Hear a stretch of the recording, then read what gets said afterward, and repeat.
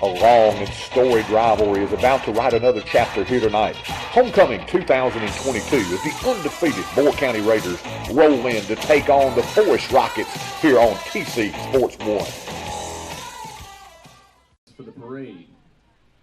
And it is Homecoming 2022. Hard to believe we have reached that mark in the season, but here we are. The 3-0 Moore County Raiders, ranked number 7 in Single A, heading in to take on the Forrest Rockets, who come in at 2-1 on the season. Good evening, Troy Cashin, Ricky Sweeney. We're soon to be joined by our tag team partner and great friend, Noble Mays. We've got Mr. Peter Wilson and Mr. Gabe Hall handling the computer and filming duties here tonight as we get set for this homecoming matchup. And it will be a very important one, but most of all, we want to let you get a flavor of this 2022 homecoming. We'll turn it over to public address announcer and baseball coach extraordinaire, Mr. Andy Burkett.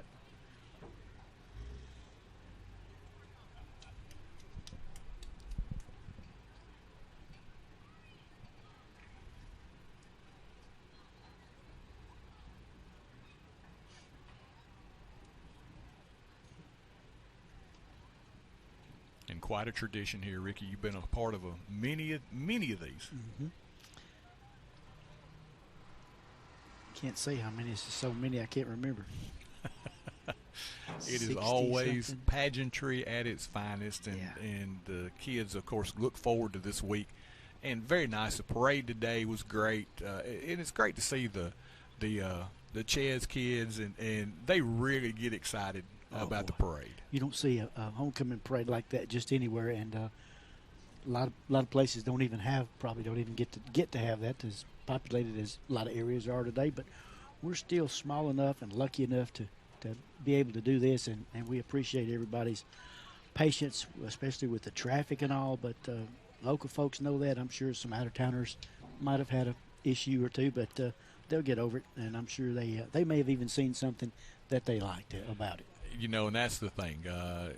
Many people don't get a chance to experience this. It was commonplace years ago, but as schools have gotten larger and larger, it's harder to do these kinds of things. And for the smaller schools, it's always been a staple that has remained in place, and thankfully so. While we get set for the introduction of the court, let's take a quick commercial break, and we'll be back with more here on TC Sports 1. What I would do without you to show me the way and the truth.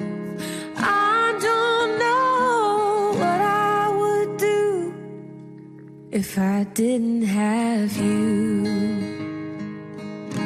If I didn't have you. Local agents Scott Bond and Troy Cashin. Are you moving to the area and need a place to store your possessions? Are you trying to declutter your existing space or needing a place to park your boat, RV, truck, trailer, or camper? There's a simple solution. It's Highway 99 Storage. Conveniently located off Highway 99 and James King Road, it's a lighted, secure, and fenced-in area to keep your valuables safe.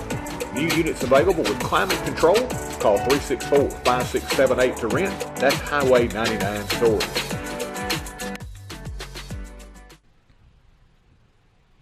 And welcome back as we get a chance to look at our freshman attendant, Miss Charlotte Stoddard, and she is escorted by her brother, Mr. Mikey Stoddard. Charlotte Stoddard. And now we'll turn it over to Coach Burkett for the festivities. The sophomore attendant is Miss Anna Rabin.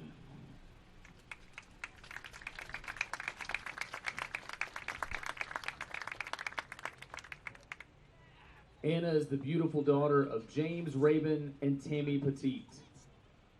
She's being escorted this evening by Levi Van Patten. Levi is the son of Eric and Lydia Van Patten.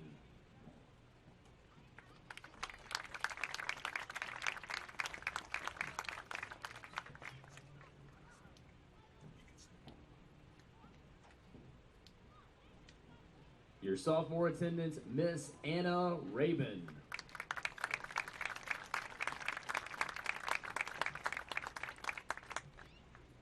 The junior attendant is Miss Sarah King.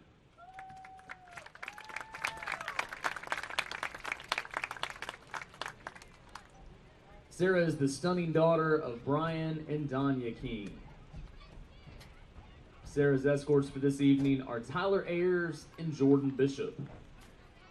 Tyler is the son of Nick Ayers, and Jordan is the son of Linda Bishop.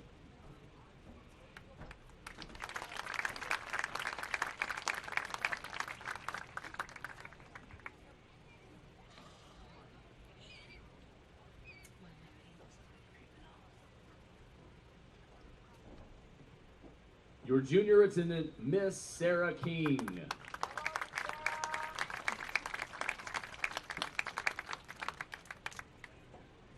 The senior attendant is Miss Calissa Bills.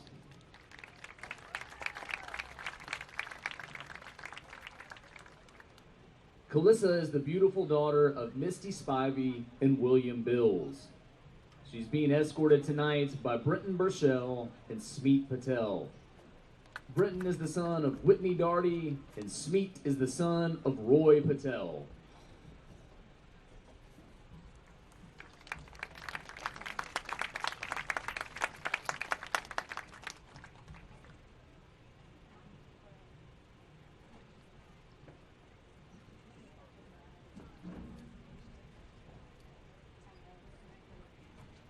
Your senior attendant, Miss Calissa Bills.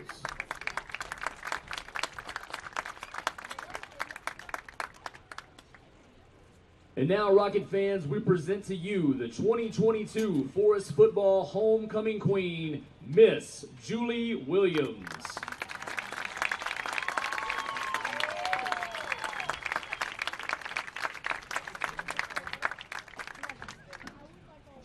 Julie is the gorgeous daughter of Mike and Ellie Ballou and Brad Williams. Her handsome escorts for tonight are Chris Davis, Riley Durbin, and Tayton Swift. Chris is the son of Tawana Mullins, Riley is the son of Tim and Kara Durbin, and Tayton is the son of Michael and Shauna Swift.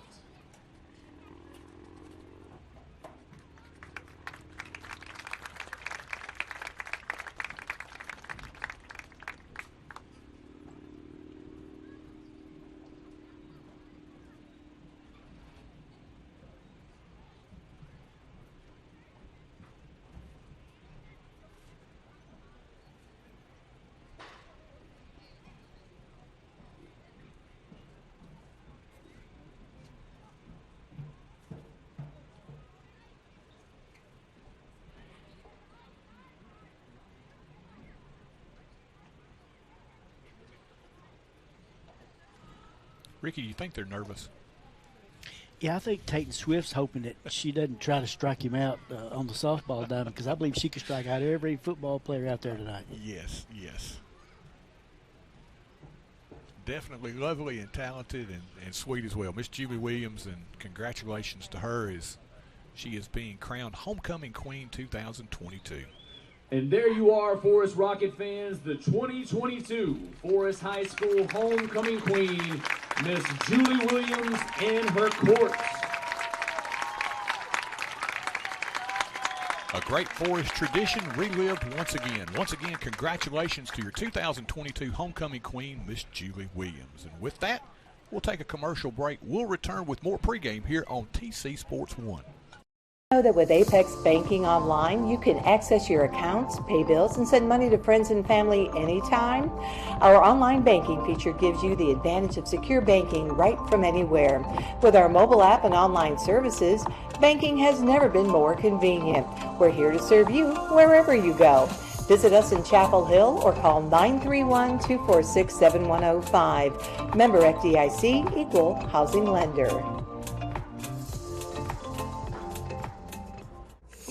Joseph Fowler and his outstanding staff are dedicated to providing the most effective, clinically superior physical therapy humanly possible. They make it easy to get back in the game by accepting most insurances, including Medicare. They specialize in total joint replacement rehab and orthopedic conditions. They'll help get your range of motion, flexibility, and your strength back. They even assist in dizziness and balance disorders.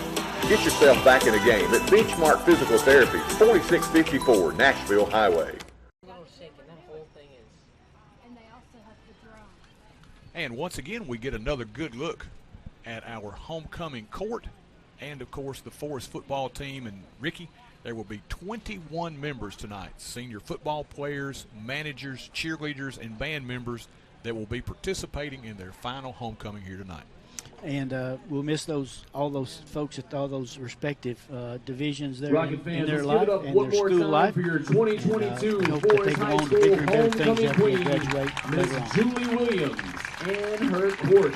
And I think everyone that goes through this process, and of course my son got to participate in it last year, and for the seniors, it's a real great time for them. They get to go down. I think they really enjoy going down to Chaz and getting to see the elementary kids is one of the favorite parts for them. I think these guys remember this for the rest of their life. I'm pretty sure they will. Take it with them for a long time. And all the festivities and all the work that goes into this, it comes off without a hitch every year. Sure does. And this is no small production, trust me. Now, I know, and I wished I had taken a couple of pictures coming in to let everybody see. Some of the floats were just, marvelous. Good. They were great. Yeah. Taking on current things. You had some Minions floats. And I love the one in the Minion. Yeah. Mario Brothers. They had some great minds that got together and came up with those themes, and a lot of hard work put into that. And like I say, the community turns out so well for the parade, and just such a tradition here in Chapel Hill that we got to do it early this year, Ricky. This is probably the earliest that I can remember homecoming taking place. It definitely eliminated the cold weather. It wasn't that hot. It was warm, but it wasn't like burning up hot. It was a pretty good day, a little light breeze blowing, and everything went well. Pretty nice, as you said, pretty nice day. The rain held off.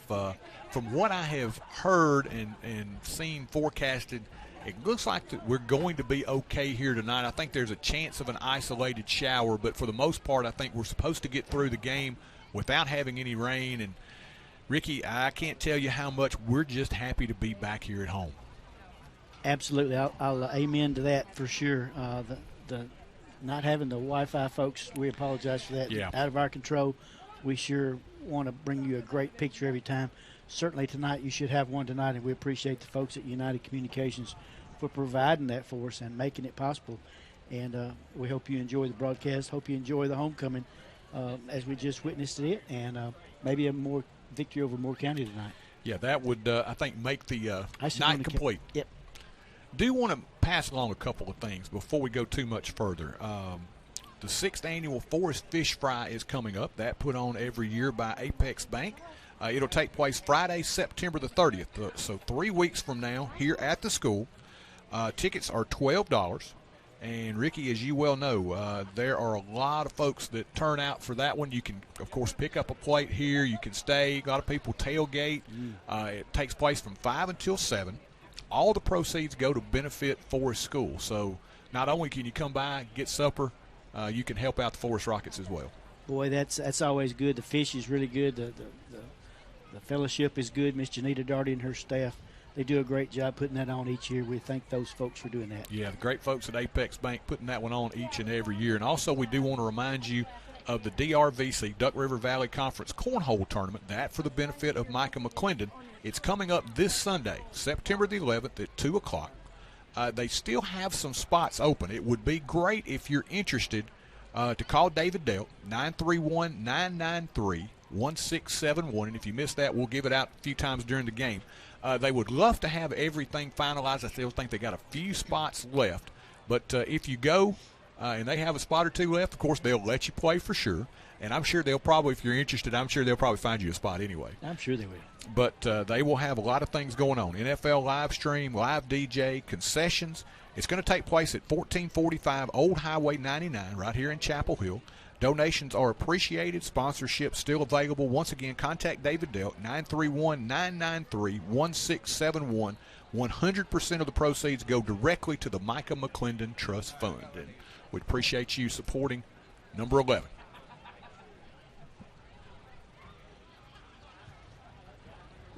Hometown banking.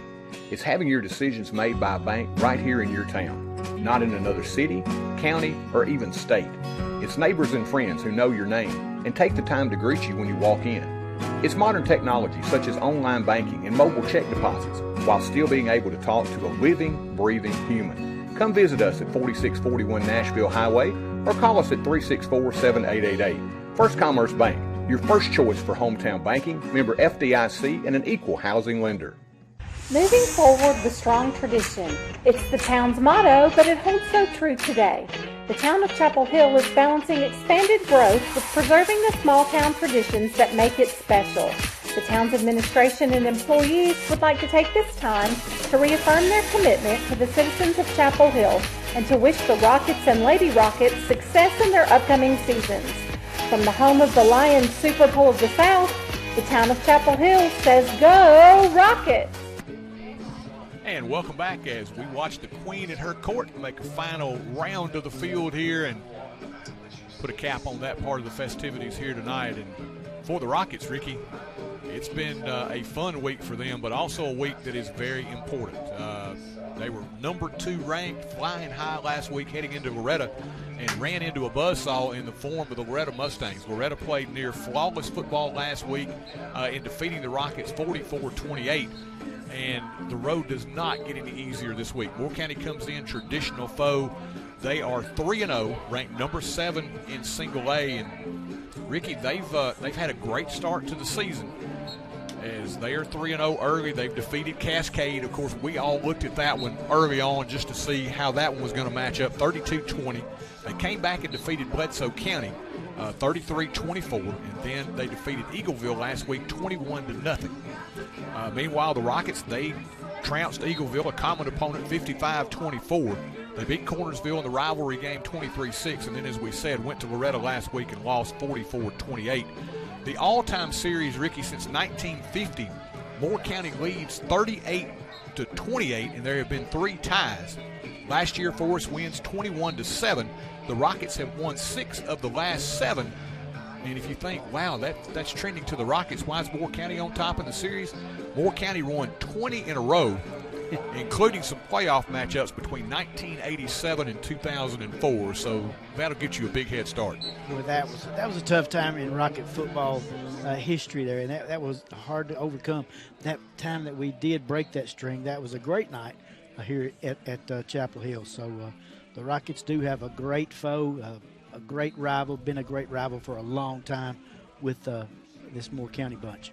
The respective coaches, Coach Eli Stevenson, 35-17, a 67%. He's going to win 2 out of every 3 here at Forrest High School. Has done a great job in that department, has gotten the team to a couple of quarterfinal appearances. They look to get over the hump this year, and of course it's going to be the bump in the road from last week. It's going to see how they respond this week. Chris White at the helm of Moore County, and he's had a great start to his career, 18-9 there, and they are a high-octane offense.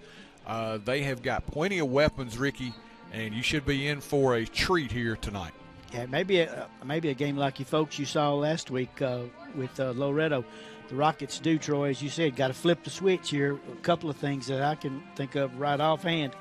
The homecoming, got to put that behind you. It was great. Everything was fine. Girls were pretty, beautiful parade, everything perfect. But you got to flip the switch there. Plus, you got to flip the switch on last week's game. Loretta took it to the Rockets right out of the gate. Caden Porter carried it 31 times for 196 yards. He had 3 long touchdown runs, 24, 16, and 54. Rockets got to quit giving up the big play, but they seemed to. Last week, they just couldn't. Yeah, and that was the thing. So many things went against them last week, Ricky. You had the fumble on the kickoff. We talked about on the second down play, second and short, where Hill fumbled, made it 3rd and long. It looked like they were riding in for another score to get that thing back close. And that's some of the things that we talked to Coach Stevenson about. Ricky, of course, got a great set of notes here. We're going to go over some things that we look for tonight and from last week as well. But first of all, we want to get a Coach Stevenson vantage point on tonight's homecoming matchup. Coach, I know your favorite week, homecoming. Yes, sir, it is. Homecoming is just little distractions. We just got to overcome the distractions. But today, Thursday before the game, that we went out to see the Ches and Del Kinson. The kids really enjoyed that day because they remember when they were in the school. And this is the best day of homecoming for me. You get to see the little kids, see them react. Our kids signed autographs for them. It was a great experience for our kids to have. And now we got to go out and we got to get through homecoming, and we got to be able to play the game. Coach, extra focus, I'm sure, this week.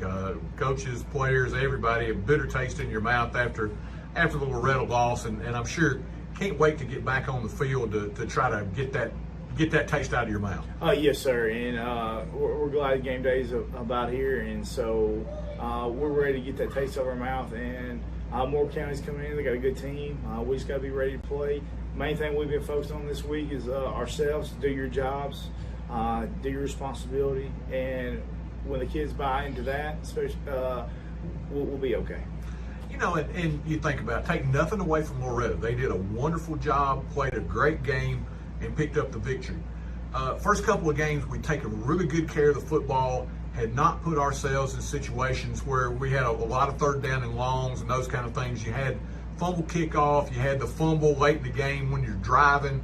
You know, just some things really that that didn't happen at the most opportune time for you. We got to be able to take care of the ball. That's one of the keys too. And we kind of started panicking a little bit, and we try to do too much. They got to worry about their responsibility to do their job, read their keys, get to the ball. And on offense, I thought we got to get a little bit more of a sense of urgency, especially if we're down. We got to pick it up a little bit, sense of urgency, get to the ball, come off the ball a little bit harder. You got a team in Moore County coming in undefeated. Of course, a big rival game for you as well. Everyone that's been in this community a long time, you go back to those DRVC days, and Moore County's always the one that you circle on the calendar. Yes, sir. Moore County, they got a good team. Coach White over there is doing a good job with them. Their quarterback is a one-man wrecking crew. Dawson White, he plays quarterback, free safety, returns kick, and he's even the punter. He does a great job on offense, scrambling, making it play. He's just a gamer, and he don't throw a pretty ball, but the ball gets there. And he's got great legs. He's strong in the lower body. He'll run through arm tackles. We got to get there, break down, wrap up, and wait till the cavalry come. And that's one thing. You get a team this week that's going to want to do many of the things that Loretta did last week. And I think the thing probably that surprised everyone is you just didn't tackle as well as you tackled in the first couple of games. We didn't tackle very well. Their running back, the Porter kid, he ran the ball hard. He would push it. And when nothing happened, he just got north and south on us. We were there to make plays. We just didn't make them. We would wrap up and slide right off of him. We just got to be better fundamentally sound this week. And same thing with Dawson White. He's going to scramble back here and look to make a play. We just got to lock up on the receivers, and whoever's supposed to be our front seven, they got to be able to keep him in front of them, keep him in the pocket, and just contain him. Coach, what's been the message this week? Tough coming off a loss, and expectation level for this group has been very high. How do you approach that, and what do you say to them this week? We approach it by fundamentals. Our fundamentals. We got to get back to doing our job, not doing too much. Play within yourself. Have your teammate beside you do their jobs. Play within themselves. And last week humbled us a little bit. Some of them thought they were better than what they were. It brought us down, and it brought a new sense of focus to practice. We've had a good week of practice, and we just got to take it out Friday and put it together. Coach, once again, thanks for your time. Yes, sir. Thank you. And as we watch the Rockets continue to warm up to get ready for this one, Ricky, a couple of things that we wanted to talk about, especially after the way that Loretta played last week. You had to expect they were heading up and trending up. Well, a big letdown for Loretta. Last night they were defeated by Wayne County 33-23. Drops them to 2-2 on the season. Of course, not a region loss for them, but I think some other teams out there are saying, hey, they can play well, but you might be able to catch them on a good night as well. They found out what the Rockets found out last week. They found out last night what the Rockets found out last Friday night as Wayne County, no slouch evidently, and I understand from talking to Coach Homer Jones that Loretta had 3 touchdowns called back for holding. So there's a turning point in the game for that game. Yeah. But you got to finish the game. You got to play. So Wayne County took advantage of it. I think a couple of the big things that I took away from last week, give Loretta all the credit in the world. They played well. They stuck to their game plan. They did what they did very well. For the Rockets, I think you look at that, as Coach Stevenson said, a lot of missed tackles that you don't normally see. There were some big plays. Give Daniel credit. He dropped the ball right over the top of the defender into the waiting hands of the receiver, 25, 30 yards down the field. You don't see many high school quarterbacks do that. Porter was spectacular last week, but I do feel that if the Rockets were to see Loretto again, could be a different story.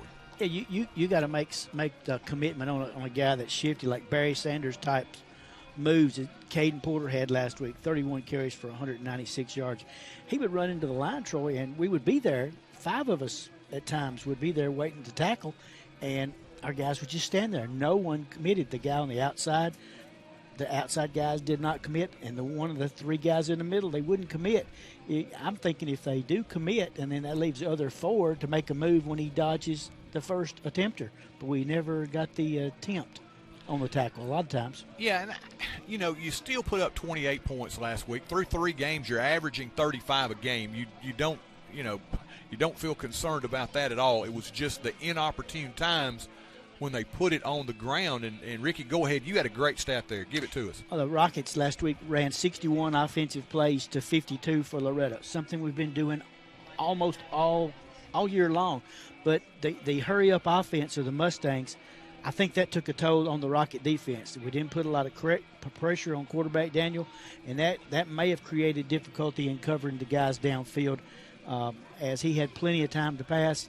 And the hurrying up, the Rocket defense didn't have a chance much to catch their breath. I know they should be in shape, and I think for the most part they are in shape, but that just type of offense just does something to you sometimes. They had good balance too, Ricky. 200 yards plus, both passing and rushing for Loretto last week. And if you can do that, you can keep a defense off balance.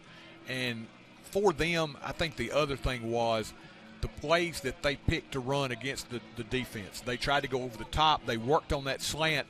And then if you can keep the defense honest as they did with Porter, it really gives Daniel a whole lot of time back there, as you said.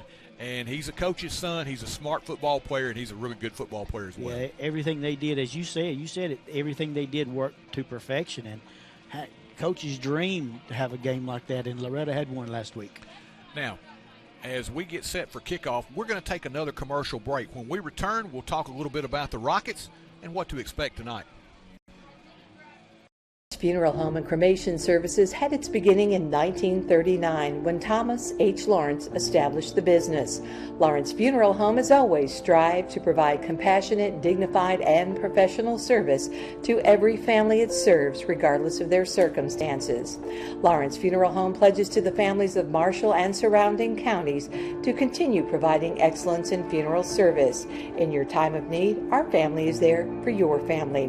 Lawrence Funeral Home and Cremation Service. Stop in and visit Mack Equipment, your largest Exmark and Cub Cadet dealer in the state of Tennessee. Locally owned and operated in the heart of Chapel Hill at 109 North Horton Parkway, next to Southern Roots Hair Salon. Mack Equipment offers parts, sales, service, and rental. Their factory-certified technicians also service multiple brands of outdoor power equipment, making this a perfect stop for your future equipment repairs. Don't forget to visit our 2 other locations in Murfreesboro and Lewisburg. That's Mack Equipment. And we return here to the Rock, Murray E. Holton Memorial Field, as we get set for game number 4 of this 2022 season, homecoming for the Rockets as they take on old foe Moore County. Troy Cashin, Ricky Sweeney, soon to be joined by Noble Mays.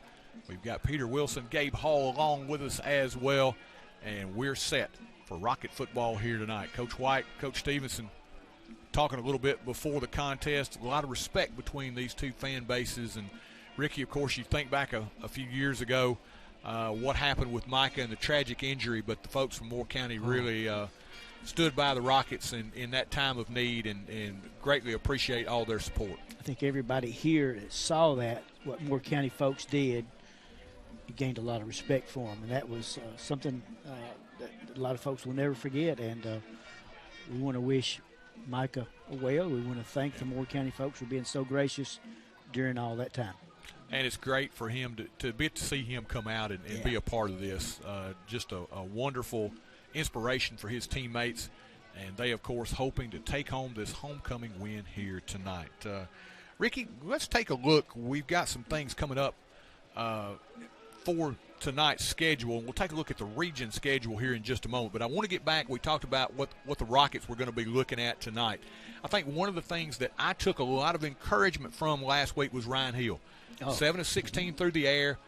The game plan is going to be, I think they're going to give him some chances to maybe beat Moore County downfield in the passing game. So that's one of my notes. Ryan Hill, he's not afraid to turn it loose. Last week against a good Loretta team who were beaten last night in a Thursday night game, he is not afraid to throw it. And some of those balls he threw were almost catches. I mean, he was right on the money. Yeah. No interceptions on the season. For a young freshman who's turned out, looks like he's going to start throwing the ball more, that's great. Yeah, and I think that's going to give them that much more balance. You're going to see Tayton Swift, of course, get a heavy dose. Swift, 42 carries, 384 yards coming into tonight's game, 9.1 yards per carry and a touchdown, 3 consecutive 100-yard games, Ricky, and that's tough to do.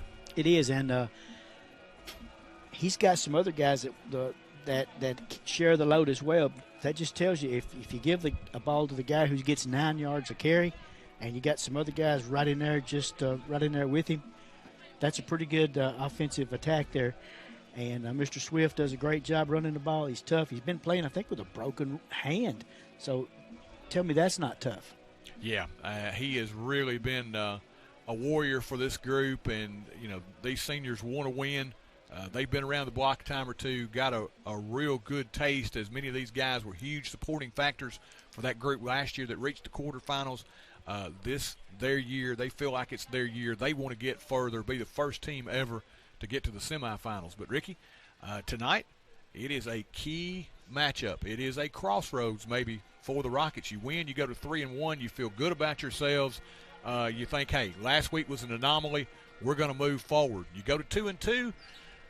The season still very much young, but at the same time, maybe a little doubt begins to creep in if you go from number 2 to 2-2. You got Summertown coming up next week, but you'd much rather win this one here tonight. Yeah, Loretta kind of gave us a TKO last week. We need to do the same thing to Moore County tonight. Get the first lick passed, and then have the game going your way.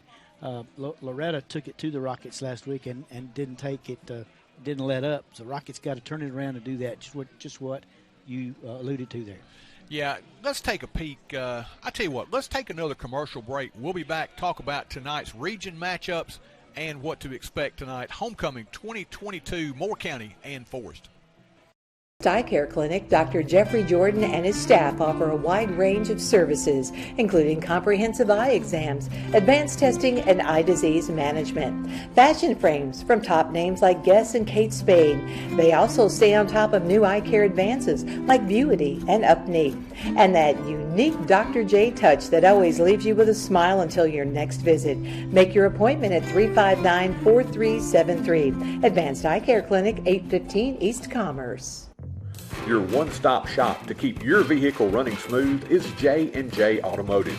From routine maintenance like oil changes to brake repairs, tires and alignment, and exhaust work as well, J&J has got you covered.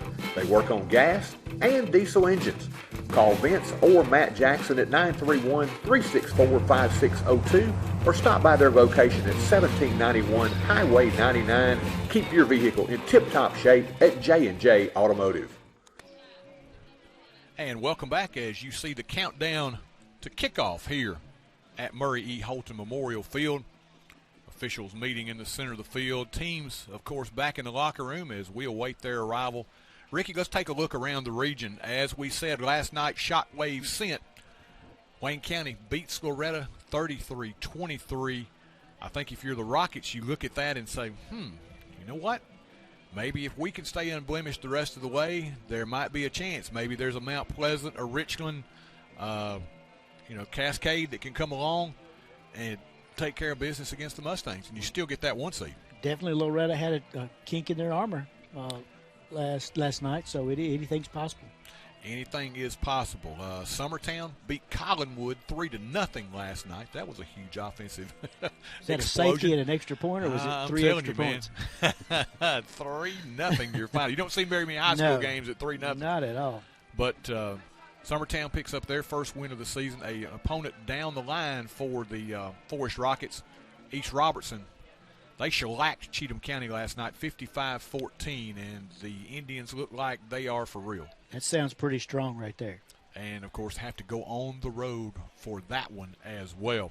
Other games in region play, Cascade, one of those old rivalry games. Huntland entertaining the Cascade champions tonight. Huntland 0-2, Cascade 1-2 on this season. Richland 2-0, Ricky. Maybe they're flying under the radar a little bit.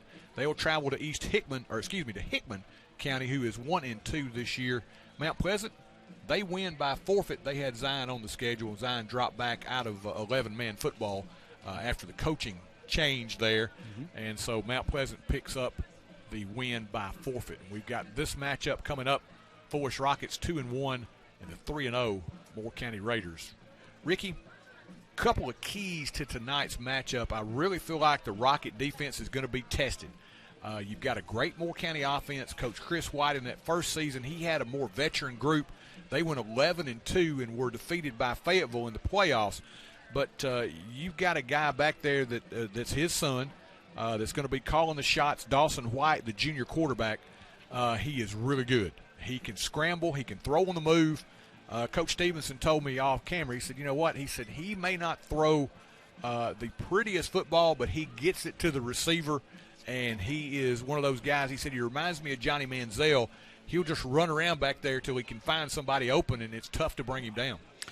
Do I understand also they run out of a single wing sometimes? Yeah, Coach White is really an offensive kind of an offensive mastermind. The first year that they came here, was really impressed with that offense they ran. They were extremely young last year. They have only 4 seniors on the roster this year as well, Ricky. So they are still a very young team, but they are 3-0, and those sophomores and freshmen that took their lumps last year and just a few juniors are really coming to the forefront this year. Team can get mighty dangerous if they get used to winning with young kids like that, and they've got some good atmosphere over there at Moore County again in football. Keys to the game, I feel like, Ricky, for the Raiders, keep doing what they're doing. They want to ride the hot hand of White and company. They're going to sling it around. They want to kind of spread you out, make you defend them in space. More of the same for them. They've got the confidence rolling right now. They want to come on the road, keep that number 7 ranking in single A, and walk out of here with a victory. And if they saw the film, which I'm sure they did of last week, they saw how Daniel passed the ball with not much pressure on him. They may do the same or try to do the same thing. And the Rockets, on the other hand, Coach going to make some changes on that. And we did really well at Cornersville, 0 for 9, I think the Bulldogs were. And then we completely went the other way at Loretta. But Rocket defense secondary is capable of doing that. And I think you might see a different defensive secondary tonight for the Rockets. I think, too. I think one of the keys is for the Rockets, just don't get overly concerned about what happened last week. You can't focus on last week. It's gone. Come out, do what you do well. I fully expect Coach Stevenson is going to come out, and they're going to probably line up in a lot of 2 tight end sets. They will be without Jesse Lindemann this week. They're going to move Reggie Pearson over from defensive tackle over to tight end. They're going to go strong. They're going to put Jordan Blakemore over there as well. They're going to line up some more tight ends. I said Jordan Jackson Blakemore. He'll go to tight end as well. They're going to line up and run at you. I think they feel like this is a matchup for them similar to what it was against Cornersville. They feel like they've got the superior depth. They want to run, eat up clock, and wear you down the second half. I liked what you said, the depth and running the clock. We've done that so well, and nothing would please Coach, I know, tonight to do those 2 very things. Yeah, and I think, too, Ricky, in that same vein, they're going to try to wear a lot of those guys down that Moore County has that plays both ways with that depth. And in the fourth quarter, I think they're going to turn Cohen Grissom loose a little bit more. Coach Stevenson really likes the way the young freshman runs the football. He and Eli Bell have been a great supplement to this running game. Of course, they are missing the services of Brenton Burchell on both the offensive and defensive sides, and really I think missing him more in the secondary, but he was a key ball carrier. You get the two freshmen in Bell and Grissom that can split those carries, and Coach Stevenson said, I love the way these young guys run. I'm going to use them more late in the third, early in the fourth when they're fresh. Yeah, I think we've noticed if they run north and south, they don't like to go east and west as much, and that's got to be a great thing to see if you're an offensive coach or if you're a head coach, to see you guys run north and south. Yeah, and I think that's something that they're going to want to do tonight. Is really kind of control the tempo, as is with a team that wants to score fast or what they want to. Speaking of the Rockets, they want to keep them limited. We want to keep the football. Don't give them as many offensive series. Grind out that clock and make this thing a Forrest kind of game. They wanted a workmanlike effort, and they want to take home the victory. With that being said, let's as we see the officials meeting, let's take another break. We'll be back with more here on TC Sports 1.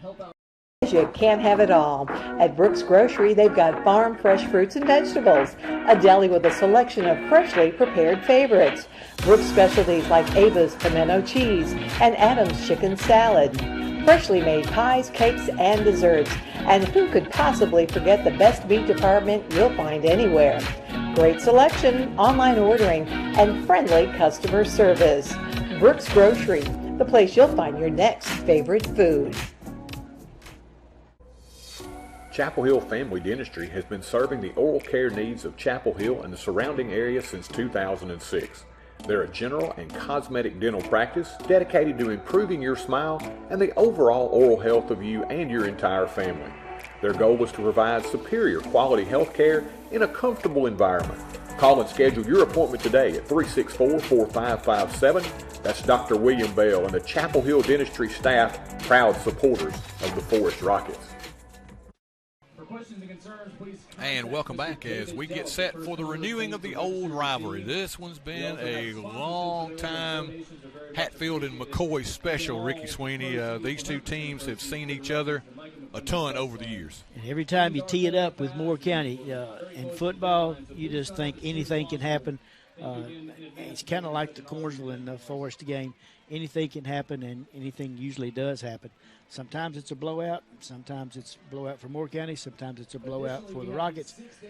A lot of times it's just blood and guts out there on the field. It's decided in the trenches, the big guys in the line. I remember back in the 60s, Coach Homer Jones played in a few of those, and he can tell you how big those battles were at the line of scrimmage. And Moore County is going to hang their hat on coming out tonight and doing that very thing. The Rockets, they're just as gritty. They're going to hang their hat on the same thing. They're going to want to knock some guys around, make some holes for all those good running backs we have. And with that being said, let's take another commercial break. We'll return with more here from Chapel Hill. Hey, there's my girl. Who's that? Life can be uncomfortable. Your home doesn't have to be. Ream Heating Equipment was designed to bring affordable comfort to any home. So no matter your budget, we can help you feel comfortable, even when you can't be comfortable. Oh, come on! Yes, let's go! When it's time for a tune-up or a new HVAC system, contact the trusted pros at Clint's Air Care for expert service and installation.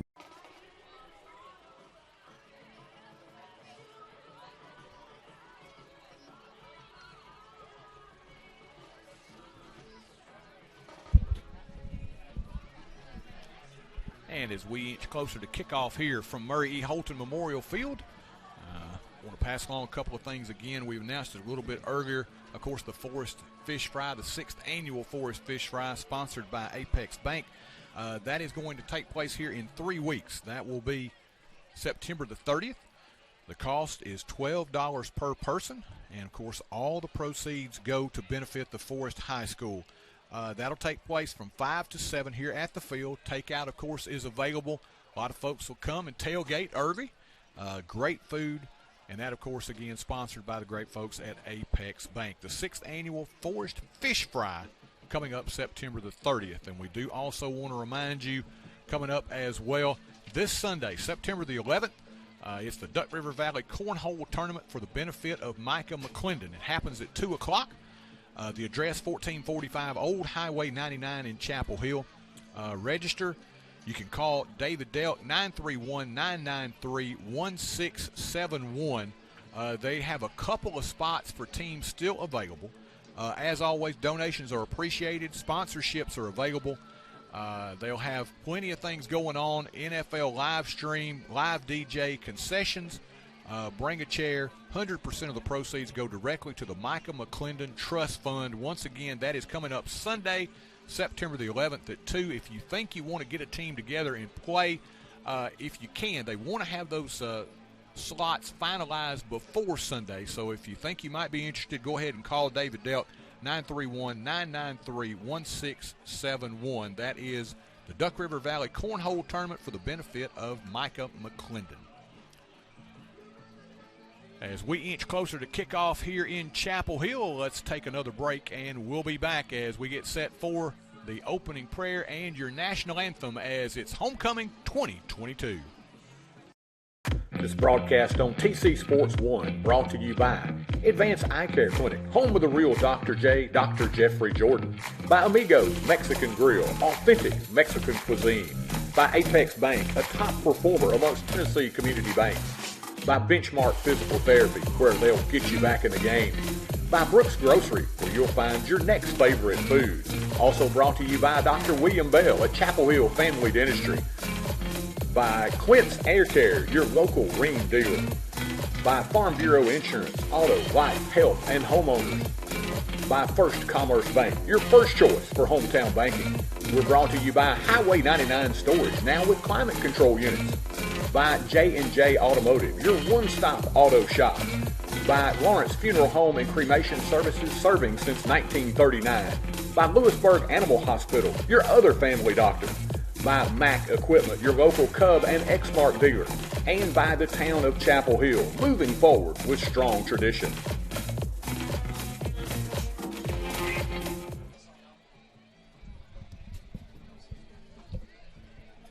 And welcome back as we get set for the renewing of the old rivalry here tonight. Ricky, on the road again next week. Rockets will be road warriors as they will travel down to Summertown, and that will be a super key region matchup. You don't want to go 0-2 in region play. Summertown plays is tough always. I remember going down there one year where the Rockets were in it. They were behind. They were ahead. And they would go back and forth, and it was just a low-scoring affair. Summertown lined up and just took it to the Rockets. The Rockets just gave it right back to them. It was a slugfest from the time it started to the time it was over. And that was a couple of years ago, and I'm going to remember that game for a long time. And it's tough playing down there in summertime. You have to go, it's an off the beaten path to get there a little bit, but Rocket fans have been there a couple of times. They're going to know how to get there, and Summertown's going to be a great opponent for them.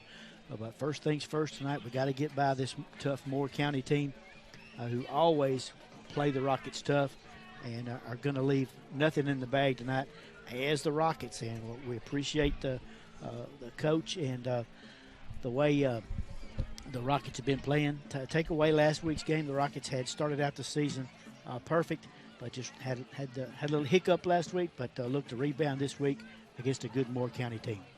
Behind the scenes, we want to do a little bit of work. Let's go back to a commercial break. Got a few technical issues we're trying to iron out here as we get set for your kickoff here on TC Sports 1. Oh no, what I would do without you to show me the way and the truth. I don't know what I would do if I didn't have you. If I didn't have you. Your local agents, Scott Bond and Troy Cashin. Are you moving to the area and need a place to store your possessions? Are you trying to declutter your existing space or needing a place to park your boat, RV, truck, trailer, or camper? There's a simple solution. It's Highway 99 Storage. Conveniently located off Highway 99 and James King Road, it's a lighted, secure, and fenced-in area to keep your valuables safe. New units available with climate control. Call 364-5678 to rent. That's Highway 99 Storage. Very own Rocket Band of Blue.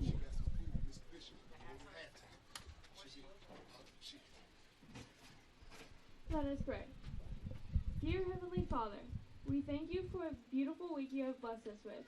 We ask that you please be with both teams and the referees as they participate in the football game tonight.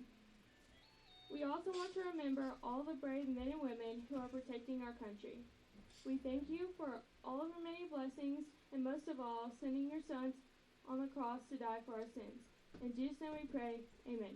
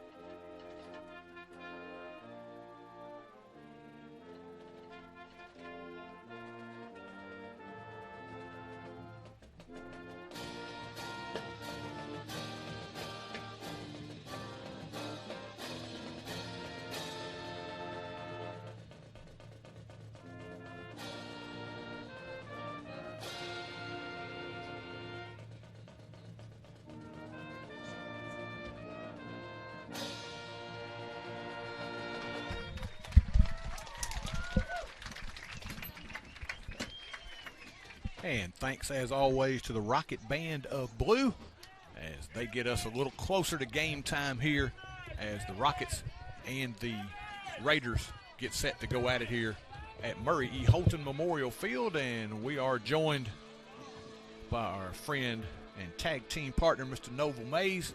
Noble, glad to have you aboard. Certainly glad to be here, T-Roy. I apologize for my tardiness. They have quite a festive evening, T-Roy. I don't recall. I had to park on the road, my man. I had to park on the road and needed my navigation system to be able to get in here. Yeah, and folks, we're doing some adjustments on the fly here. There is some new technology that we have available to us. There are the huddle cameras that the school has purchased, and we're able to tap into those. But with that, there are some overrides that we can't do with our system, so there is a little smaller scoreboard up there for you in time that we'll try to keep for you. We're going to integrate. We thought both our feed with our camera and the huddle cam were going to work at the same time, but I think we're going to have a little chat maybe this week with the representatives to see how we can integrate both of those into the shot here. But kind of anxious to see that technology. We may see how it goes and switch back to ours here in a little bit, but we're anxious to try that technology out. What we were hoping for was to be able to use the field cam that you see now, the huddle cam, for the wide shots, and of course be able to use our cameras here for your close shots and the shots of special interest. And we're going to work on that. We'll have that for you, of course, by the time we get this ironed out in a couple of weeks. We've got another home game. We'll definitely have those ironed out for you. Been working on this for about a week or so. Actually had it to where we could get the feed for the camera as they just installed it a few days ago. Got the feed up, but not sure how those married together. So we're going to have a chat with some technical folks over on the huddle side, and we'll get all of those things ironed out. We'll still have a picture for you. We may not have quite as flashy of graphics as we usually do tonight, but we get set for this meeting of Moore County and Forrest here tonight. And T-Roy, I know everyone who's listening in and watching know that they know you well enough to know you're going to provide the best product available. So if the huddle cam cannot enhance what you have to offer, they know that you'll give them the best that you have. So I think you've done a fine job of being very transparent with everyone, T-Roy. Well, we talked about it a little bit earlier. We're very disappointed last week. Just battled to try to get some kind of signal from Loretto, but the elements were just not cooperating last week. It was definitely interesting last week as we tried to bring you that contest, and we're continuously searching to try to find new and better ways to do that. So we'll definitely keep working on those. The great thing is, Noble, as we get the shot here, love this camera angle. We'll work for our graphics, of course, in the next couple of weeks. We're going to see how this integrates into our overall system, and we'll have a few more wrinkles, I think, for you as we put these things together, and the product will get better. We said we were going to crawl, and we're getting a little closer maybe to walking, and by the end of the season we feel like we want to be where we want to be at that point. I enjoy your analogy there, sir. You have quite a few metaphors that just apply to life. So the more I listen to you, T. Roy, applications for life, everything you said there. So continue to get better, continue to try to improve, and everybody must crawl before they can actually walk. So I think everything you said there, everybody can understand that you're starting from scratch and you providing the best product possible. I want you to take an opportunity to look at this crowd here as you talk about the camera shots you have there, T. Roy. I'm looking at the homecoming festivities there, and this crowd is electric, T. Roy. So I tell you, man, I cannot elaborate on how far I had to walk to actually get to the stadium. Hey, it was great. The parade was great. Just everybody loves this time of year. We were talking about the weather's great. We haven't been used to having one Game 4.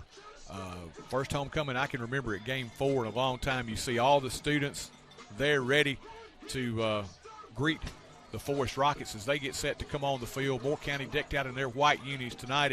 And folks, behind the scenes here, we've got young folks, and they're wonderful. We had kind of been informed that the camera was going to make its way up at 6:45, working on getting the feeds correct, and they have been over here working behind the scenes, Peter and Gabe, and they figured out how to get the switcher and make it work between both. So we got some smart young folks with us. Well, you can't beat that, T. Roy. And one of the alumni, Miss Betsy Bishop down there, Miss Betsy Bishop at the gate, she said when the young men get a break from the technology, you send Peter and Gabe and Corey on down. She's going to provide them some homecoming meals.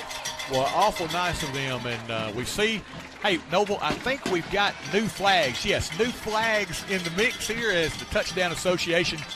You see that Forrest class, pride, and tradition in the rear, and that thing is it's noticeable. It is quite noticeable, and that is exactly how you want to come out, T. Roy. And we have some more young men who are quite capable of taking their shirts off and expressing themselves as well. So that's how festivities ought to start. And you have the band, T. Roy, and I don't know what you call those lovely ladies all dressed up with the white gloves on, but everybody looks they look like field commanders. They're ready to go. Well, they look like they festive this evening. So they have sparkle on their dress and the gloves on.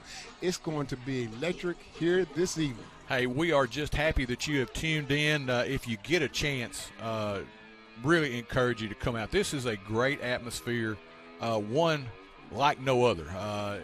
Just a wonderful atmosphere for high school football here in Chapel Hill as we get set to tee up this rivalry. The series, 38-28 and 3 ties in favor of Moore County since 1950.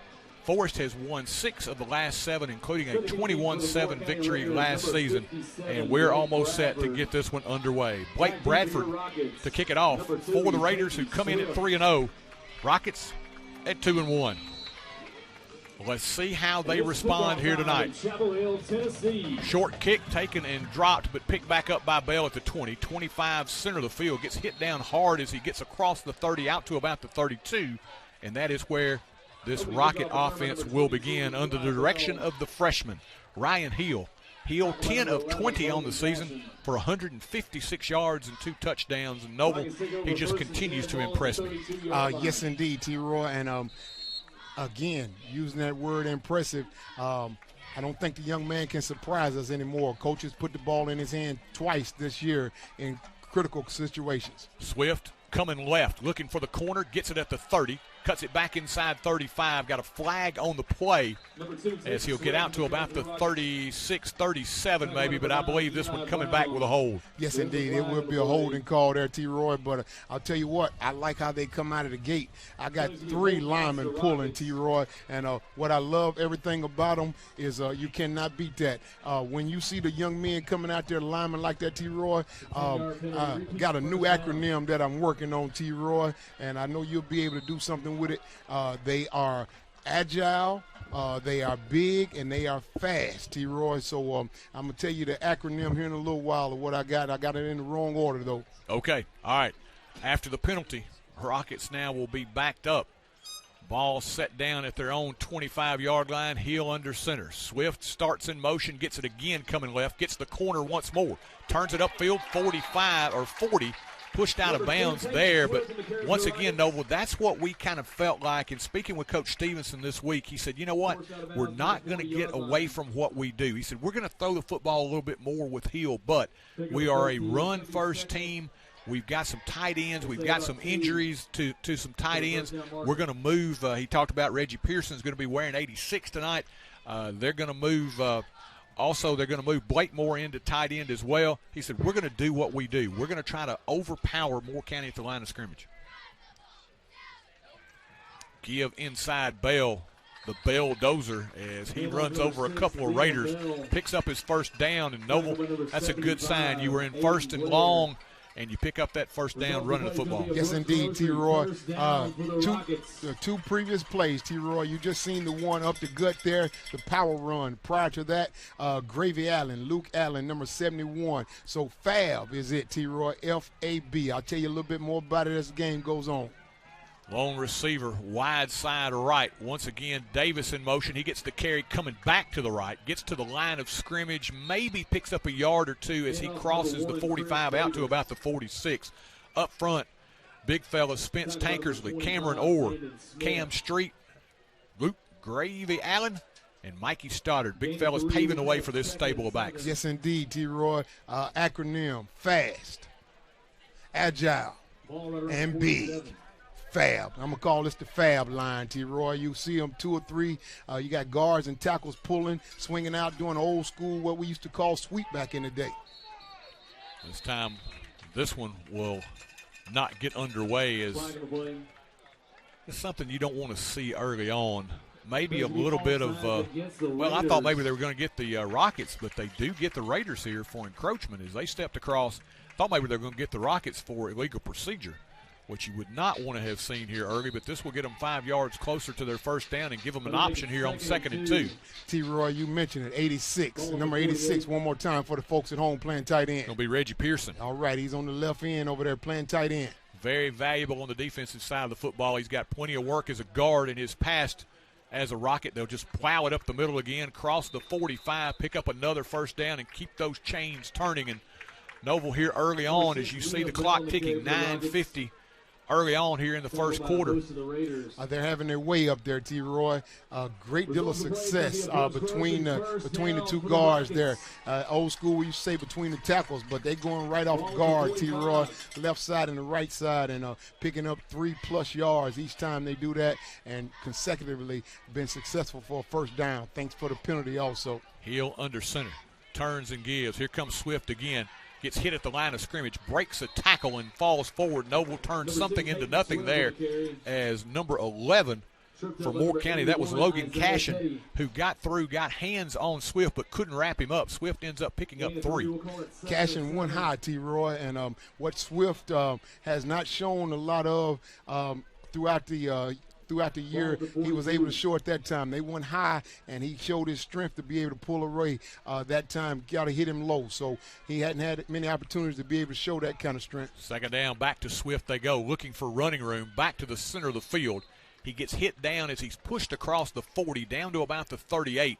Still very much a manageable third down situation, Noble. If you're the Rockets and you love to run, these 3rd down and 3s, 3rd down and 4s, that's where you want to be. 2-down territory here. Yes, indeed. Now, Swift has shown us a great deal of what he just showed us that time, the ability to plant that left foot, stop, and get his head upfield and be able to get north and south and pick up positive yards when it looked like he'll be stopped.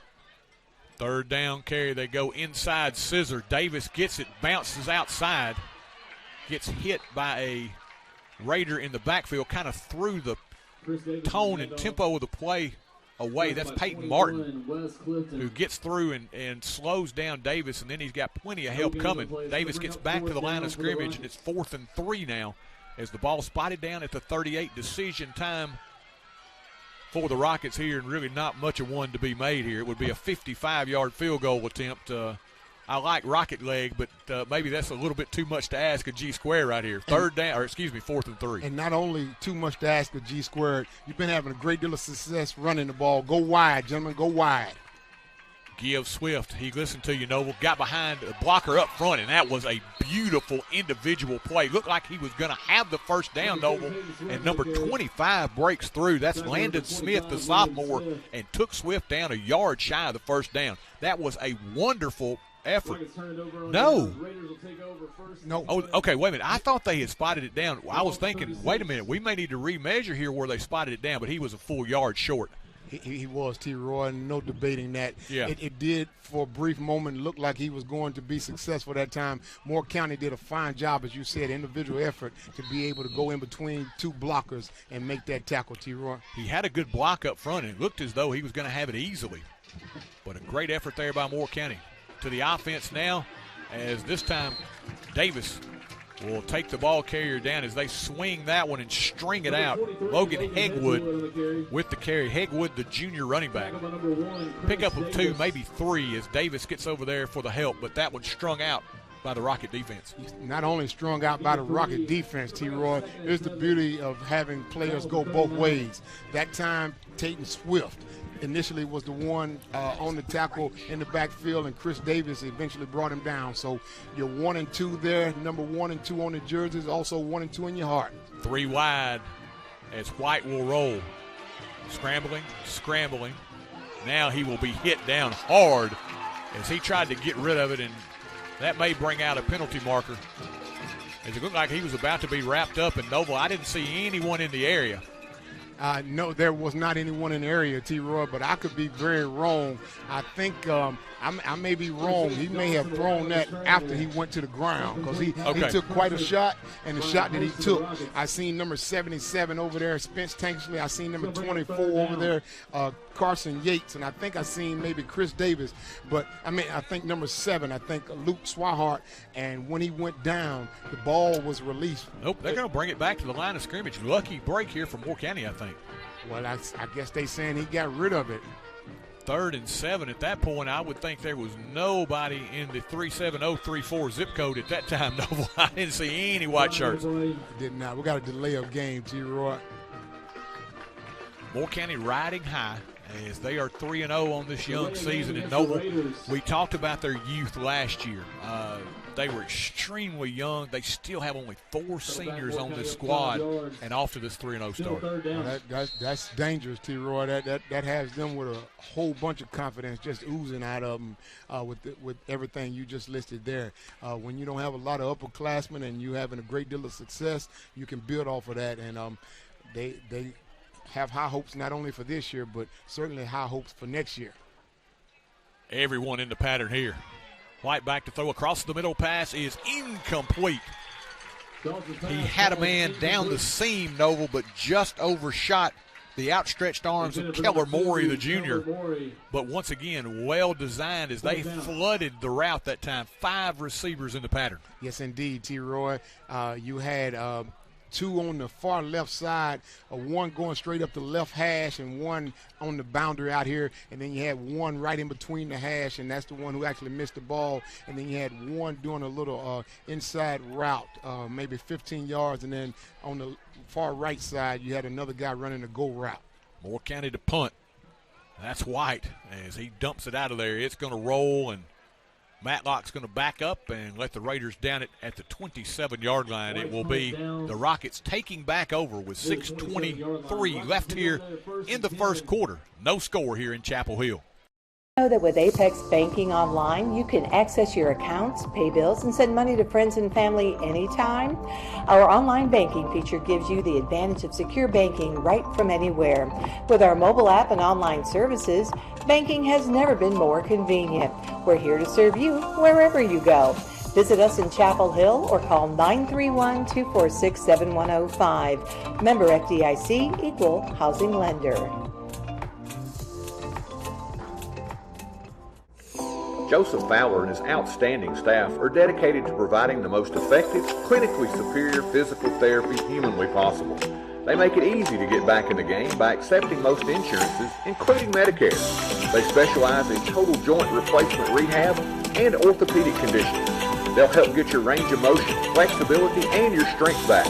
They even assist in dizziness and balance disorders. Get yourself back in the game at Benchmark Physical Therapy, 4654 Nashville Highway. And the Rockets back to the attack across the 30, and that ball comes loose. Was he down before it squirts out? That's going to be the big call. No, he was not. And the first turnover of the game goes to the Raiders.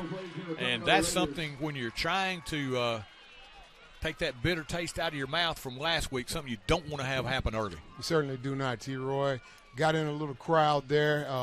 And I know all the young players, they know this already. You got to wrap the ball up once you get in there. But it looked like in that little huddle there, someone actually put direct contact on the ball that time. So 5 points on the ball. Got to have all 5 points on the ball, gentlemen.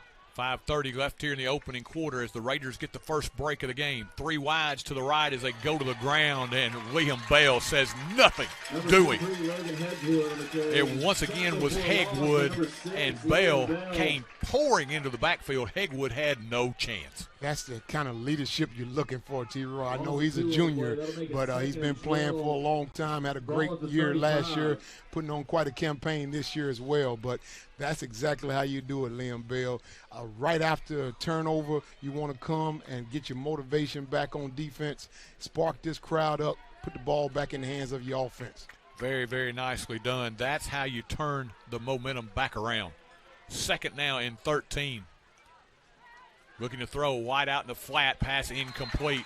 Closing quickly over there on the corner. I think that was Bryce Tankersley. Or maybe that was Ayers. It's hard. I believe it was Ayers 18, or was it Tankersley 16? Tankersley, T-Roy. You're right on point. We got Ayers right in front of us on the left side here, number 18. Tankersley on the far side there, number 16. He was out on an island, did a great job coming up also, T-Roy. And that's something Loretta tried to exploit last week, was that little quick hitter on the slant. This time Moore County tries to swing it right, but Tankersley was right there, and even had he made the catch, nothing doing. And we know that Moore County watched the film last week, so great job in that single coverage over there, Tankersley. Third and long. Once again, 3 receivers to the right as White will roll that way. Looking, dumps it down the field. Pass is incomplete. Once again, as he tries to go down that right sideline, I think intended for Morey once more, incomplete. And right now, the Rockets have contained the elusive White. Yes, indeed. Chris Davis that time applying pressure in the backfield, forcing White to get rid of the ball and forcing him to throw the ball off of one leg that time, T-Roy, which is why the ball kind of faded out of bounds that time. Coach Stevenson said it. He said, he's going to throw at some weird angles. It's not going to look pretty, but, boy, he is really impressive. And so far, this Rocket defense has been able to keep him in check. I've been impressed with the secondary thus far, T-Roy. I know that Moore County was going to try him. They've tried him several times, unsuccessfully. 4th and 13. He's looking, steps up in the pocket, gets away, still getting away, still rolling, and finally enough blue jerseys get there. He finally dumps it. Hegwood will catch it. I thought they had him dead to rights about 3 times, Noble, but he gets out of the grips, dumps it off to Hegwood, who is still short of the first down, but you see why White is dangerous. T-Roy, I'm not real certain why we didn't bring him down. It looked like he was he was stuck, kind of corralled that time, and looked like we had several opportunities, and I'm not sure exactly why we hesitated. I seen some hesitation on 2 separate occasions rather than just going through them. We talked about it last week, not hesitating on defense, just knowing what your assignment is and just going straight through the ball carrier. Yeah, I thought a couple of Rockets had him. And I don't know whether they thought, hey, they were going to call him down or blow it dead or whatever, but, they kept give White credit. He kept fighting. I don't have the vocabulary to explain to you exactly what happened that time. I can't give White a lot of credit for that, T-Roy. That was a case of not necessarily assignment football and not doing everything you're assigned to do. 4:17 left here in the quarter. As the Rockets get it back, they go back to Bell. He'll break it outside. Eli on the move. The midfield strike, 45-40, 35-30, 25-20. You can pucker up and kiss him goodbye. Eli Bell, the freshman, rings the bell from 77 yards out, and the Rockets take a 6-0 lead. That's them double numbers. 77 yards by number 22. 5'11", 150-pound freshman. T-Roy, you know what this young man going to say? He got 3 more opportunities to play homecoming. He's going to look forward to these festivities. Most definitely, and he's making the most of his first opportunity here tonight. A 77-yard scamper gives the Rockets the lead. And G-Square on for the point after try out of the hold of Houston Matlock. Snap good, set good, kick good.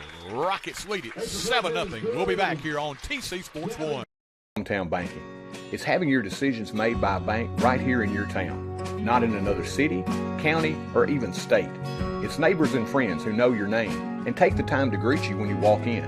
It's modern technology such as online banking and mobile check deposits while still being able to talk to a living, breathing human. Come visit us at 4641 Nashville Highway or call us at 364-7888. First Commerce Bank, your first choice for hometown banking, member FDIC, and an equal housing lender. Moving forward with strong tradition. It's the town's motto, but it holds so true today.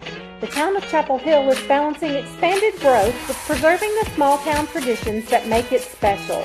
The town's administration and employees would like to take this time to reaffirm their commitment to the citizens of Chapel Hill and to wish the Rockets and Lady Rockets success in their upcoming seasons.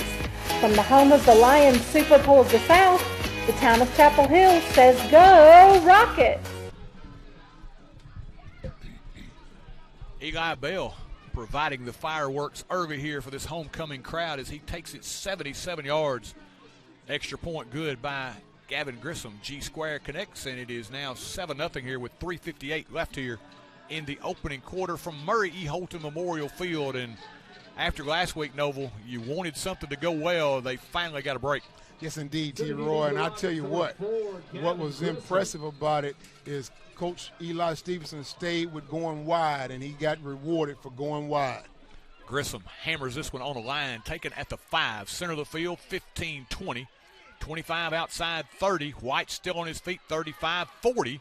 And finally hit down as he gets the Moore County Raiders in good starting field position out at the 43-yard line. Now, I will give White credit for that one, T-Roy. They have a fine job of having his head up and finding the blocking. Dawson White, a junior, he did an excellent job of returning that. And I think he probably got way more yardage than I thought he was going to get. He hesitated on 2 separate occasions to allow his blockers to finish their blocks. That's an excellent job of returning the kick. Now the Raiders back on the offensive here, and as you see, they're going to spread out everybody. 5 receivers in the set for White. Got a little bit of time. He'll heave it across the middle. Man back there, pass caught. That is the junior. We talked about him last year, Alex Copeland, 2-sport star as we saw in basketball and in football. He got downfield, and that one hung up well by White, gave Copeland time to adjust. Not only did it hang up well, T-Roy, but our footwork, we got to work on our technique in the secondary. Also, you don't need me to remind you. I know those young men already know, but we cannot allow anyone to get behind us. But we got to work on our footwork and our technique. But that ball was in the air for quite a while, and that was a fairly decent pass. 35-yard gain in Moore County in scoring position. They swing it quickly. Pass on the corner. Copeland gets it through traffic, and he'll be very close to scoring. They'll take him down just shy of the goal line, but once again, quick hitter Noble as Copeland just got into that area as a good receiver will do. Found a soft spot, came back, looked at his quarterback. Quarterback delivers it on time. Copeland does the rest. Well said, T-Roy. You set me up perfectly, my man. Copeland found an open little soft cushion, sat down in there. White did an excellent job of throwing the ball right at the numbers, and I'll tell you what, Copeland did excellent. he made a nice move, a nice fake to be able to go one-on-one in open space and get additional yards after the catch. First and goal from the 3 now as play is stopped. Rockets will have to burn a timeout here. We'll take it as well. 2:56 left here in the first quarter. 7-0 game. Funeral home and cremation services had its beginning in 1939 when Thomas H. Lawrence established the business. Lawrence Funeral Home has always strived to provide compassionate, dignified, and professional service to every family it serves, regardless of their circumstances. Lawrence Funeral Home pledges to the families of Marshall and surrounding counties to continue providing excellence in funeral service. In your time of need, our family is there for your family. Lawrence Funeral Home and Cremation Service. Stop in and visit Mack Equipment, your largest Exmark and Cub Cadet dealer in the state of Tennessee. Locally owned and operated in the heart of Chapel Hill at 109 North Horton Parkway, next to Southern Roots Hair Salon. Mack Equipment offers parts, sales, service, and rental. Their factory-certified technicians also service multiple brands of outdoor power equipment, making this a perfect stop for your future equipment repairs. Don't forget to visit our 2 other locations in Murfreesboro and Lewisburg. That's Mack Equipment. First and goal for the Raiders from the Rocket 3. 7-0 Rocket lead as we're under 3 minutes left here first quarter. Once again, Raiders will spread it out. Now 4 receivers to the right. White rolls that way. He'll tuck and run. Quarterback design run, and he will get it across the plane and into the end zone. Touchdown, Moore County. Noble, nicely done as they had 3 receivers already to the right. Brought the man in motion left to right. Gave him 4 on that side, and White just tucks it, gets behind everybody, and scores. And I think it was a design run, T-Roy. Yeah. And not only was he able to take advantage of the setup that you just described, the Rockets had so many men kind of in the secondary area that by the time White got to the goal line, there was no one necessarily there to meet him before he was able to push forward. Bradford for the point after try. It is in the air, and it is good. And right now with 2:49 left here in the first quarter, we've got a new ball game, 7-7 here in Chapel Hill. 2:49 remaining in the first quarter. Amigos Mexican Grill is the place you'll find all your authentic favorites, from burritos to enchiladas to sizzling fajitas, all served fast and fresh. Dine in, order online, or call in your order at 364-2222. Also, Amigos has catering services available for your next big occasion as well. Good food, good times at Amigos Mexican Grill, 216 South Horton Parkway. Visit their other locations in Lewisburg and Spring Hill. Amigos, proud supporters of the Rockets. Lewisburg Animal Hospital serves the veterinary needs of Marshall County. They've grown to a 4-doctor practice specializing in small animal medicine.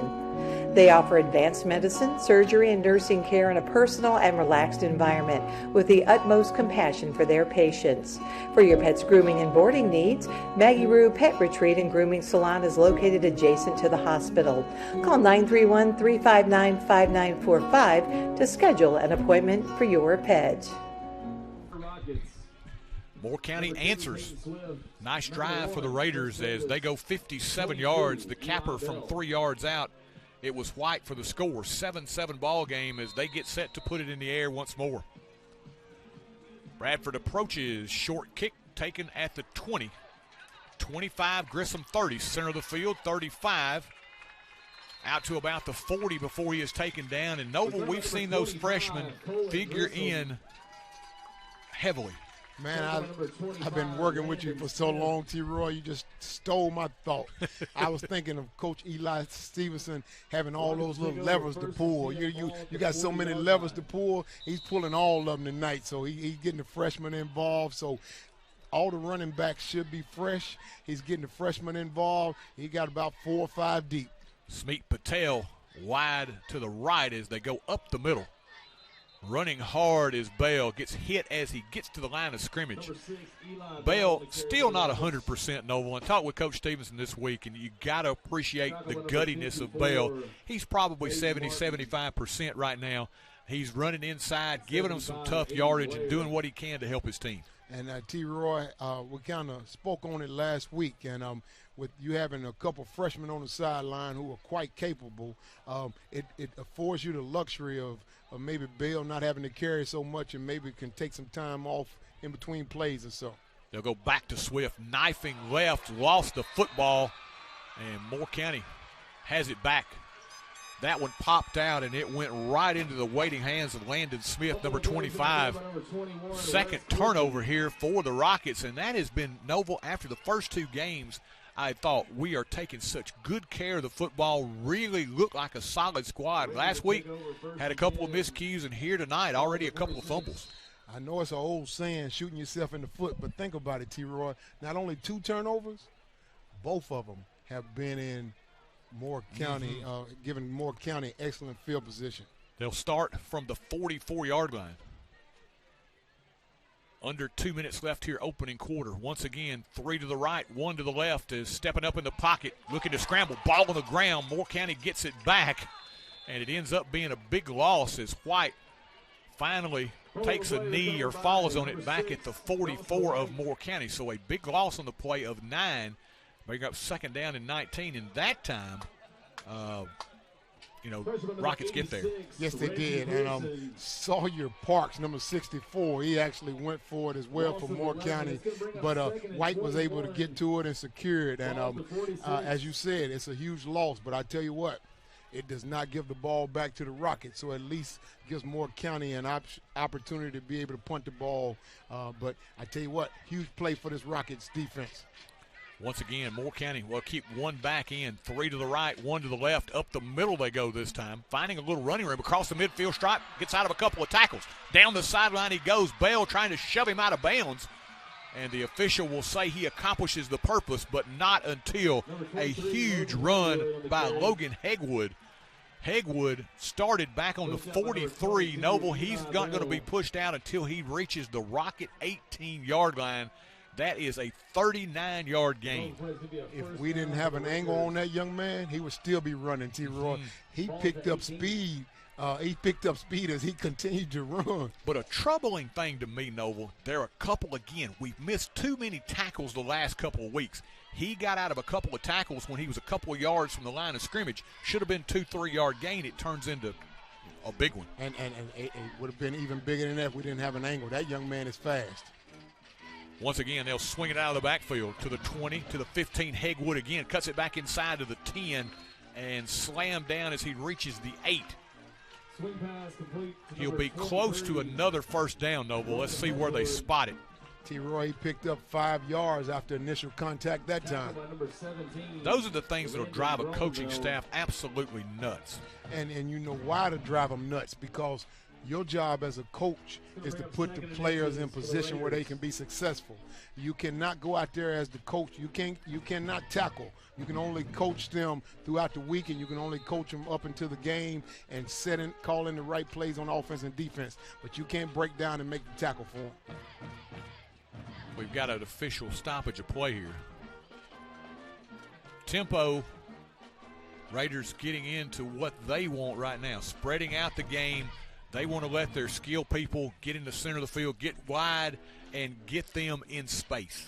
The visual you just painted, if I'm not at the game, I certainly would appreciate the way you just described that. Up-tempo and spreading out the field, particularly with 5 wide receivers going out on several passes throughout the day. It leaves a whole lot of gaping holes for the quarterback White to be able to throw the ball or pass. Raiders going to get a measurement. It's going to be just short, so second down and less than a yard now, and plenty of options for you here if you're Moore County. Coach White, as we said, very innovative offensively. They're going to put a lot of pressure on you here, and at 2nd and 1, they got many options as to what they can do inside the 10. I tell you what, I'm going with the RPO, T. Roy. I'm going with the RPO.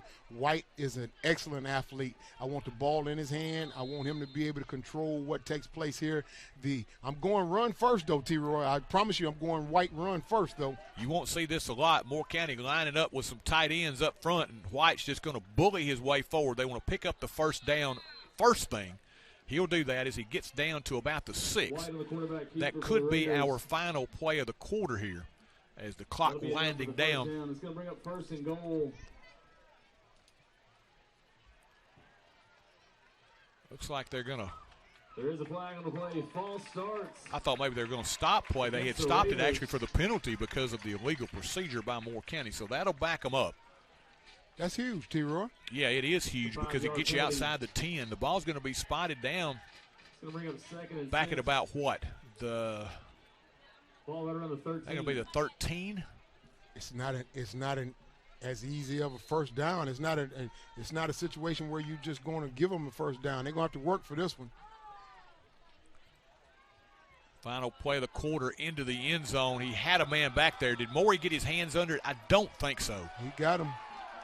Yes, they're going to give him credit for that one. That was an outstanding sliding grab by Morey.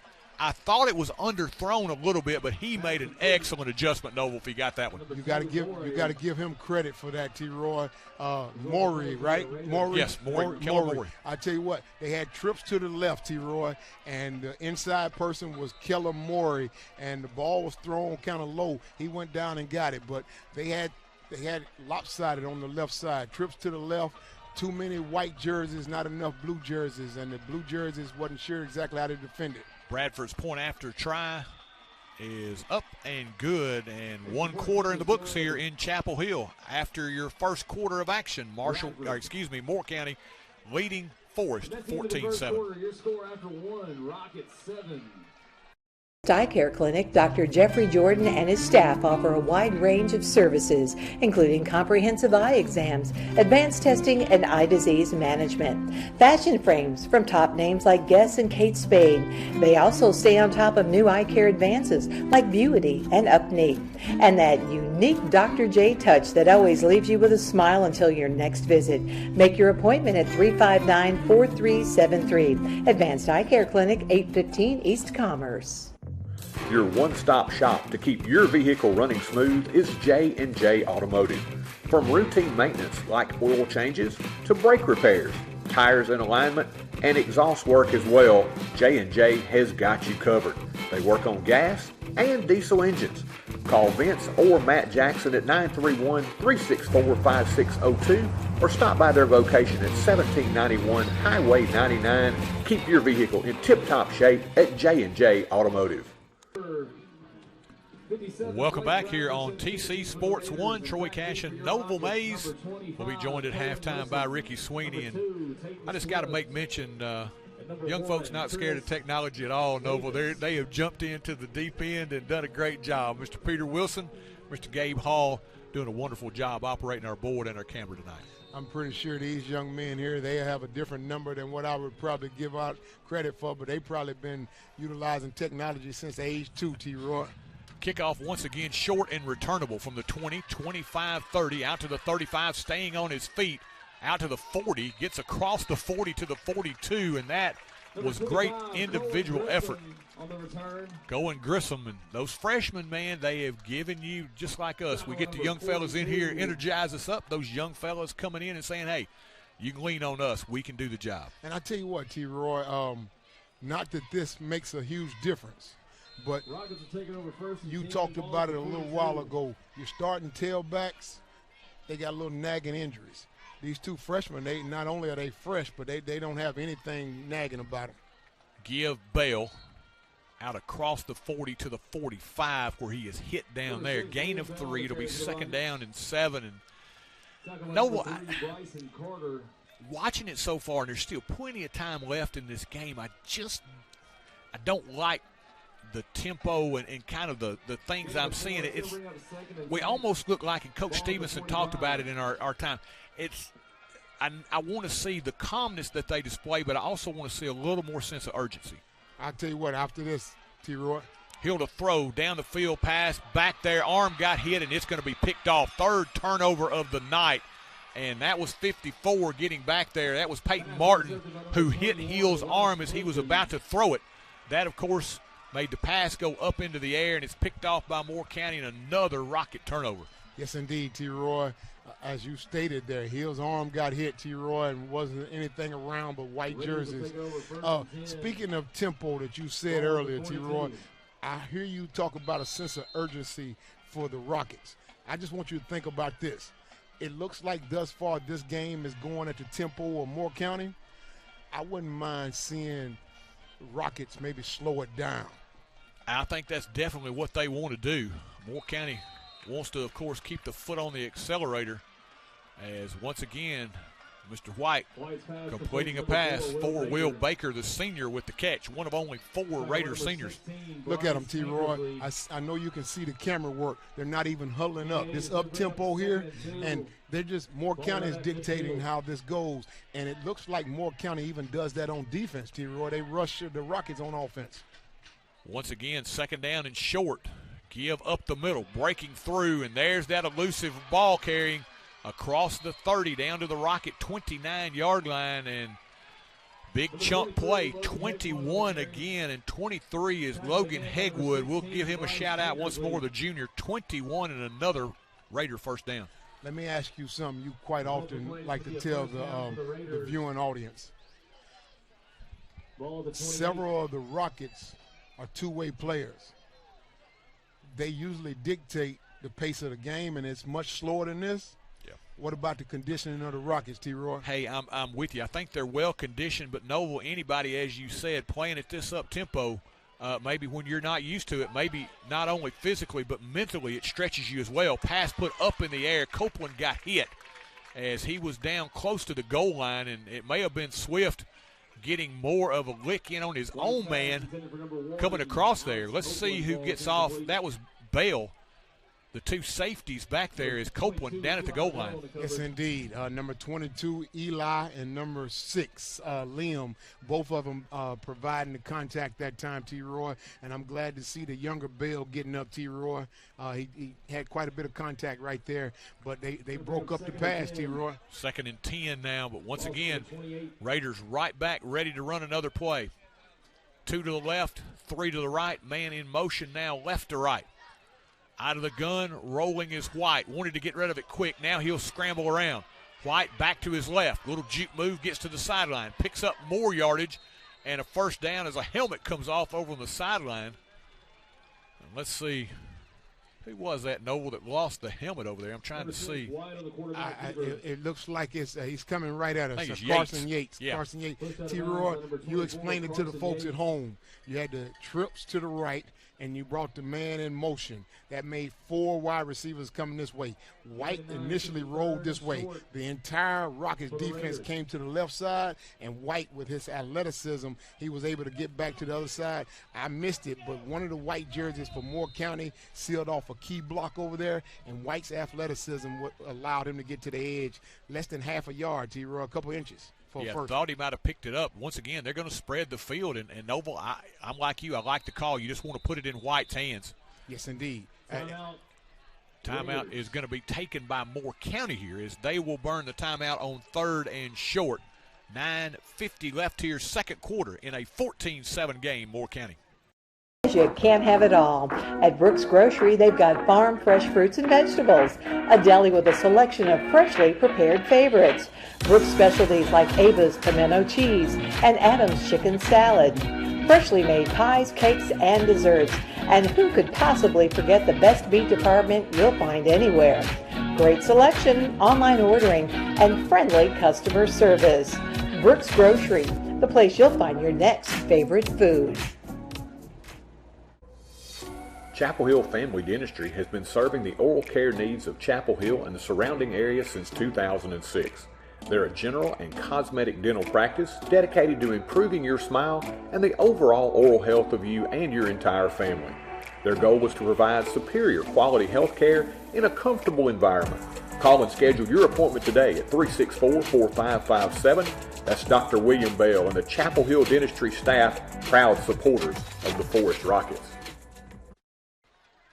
Moore County wasting no time, Noble, as they snap the football quickly and pick up the first down. Tell you what, T-Roy, I'm confused. I'm not sure why they wasted a timeout. Why would you need to waste a timeout in the setup they had? They had 3 wide receivers spread out and 1 to the far left. So you spread the Rockets out the same way you've been doing all night. You put White in shotgun.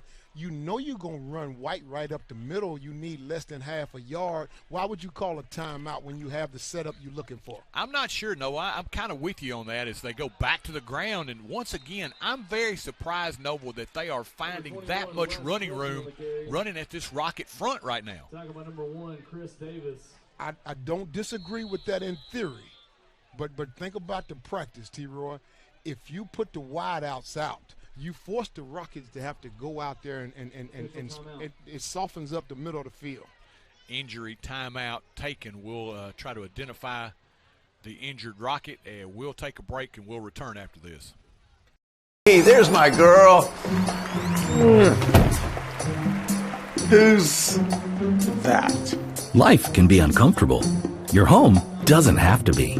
Ream Heating Equipment was designed to bring affordable comfort to any home. So no matter your budget, we can help you feel comfortable, even when you can't be comfortable. Oh, come on.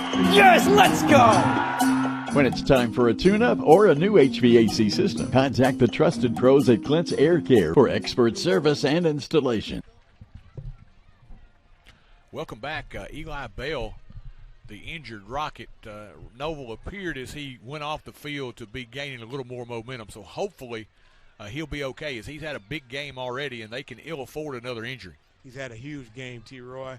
It looks like the left leg, he's favoring that quite a bit. So, but I tell you what, as you said, he walked off on his own, and he put a little more extra weight and tempo on it. So we'll keep an eye on the trainer and young Bell there to see if he's able to return to the game or not. 2nd and 2 for the Raiders as they look to take a 2-score lead. Quarterback keeper right up the middle, and Moore County into the end zone. White once more. We had heard the stories about how dynamic he is, and you at home getting to see, just like we are here from our vantage point, he is an outstanding football player. T-Roy, you take everything you said, outstanding football player, and then the schematic of Moore County coaching staff. They're spreading the Rockets thin in the middle with this wide out set they have. So with the Rockets being forced to pay attention to the Moore County passing attack, it softens up the game for athletic White. Miscue on the snap and the hole, but sneaking it in the left upright is Bradford.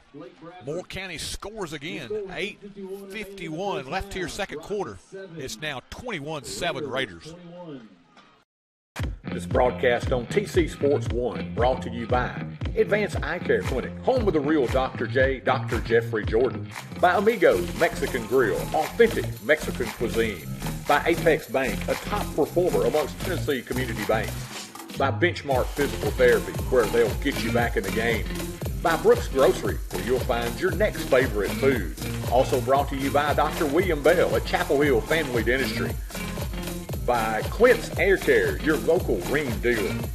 By Farm Bureau Insurance, auto, life, health, and homeowners. By First Commerce Bank, your first choice for hometown banking. We're brought to you by Highway 99 Storage, now with climate control units. By J&J Automotive, your one-stop auto shop. By Lawrence Funeral Home and Cremation Services, serving since 1939. By Lewisburg Animal Hospital, your other family doctor. By Mac Equipment, your local Cub and Exmark dealer. And by the town of Chapel Hill, moving forward with strong tradition. Number 2, Peyton Swift. Dawson White continues to impress. Scores once more. It's now 21-7 Moore County. Kickoff taken. And the coverage getting down to Grissom as he reaches the 29-yard line. And the Rocket offense, Noble, you got to get something started here. They've turned it over 3 times. They need to put some points on the board and try to get this momentum back. I tell you what, T-Roy, speaking of momentum, let's keep a close eye on the conversation we just had. Let's watch the tempo. Let's see if the Rockets try to dictate.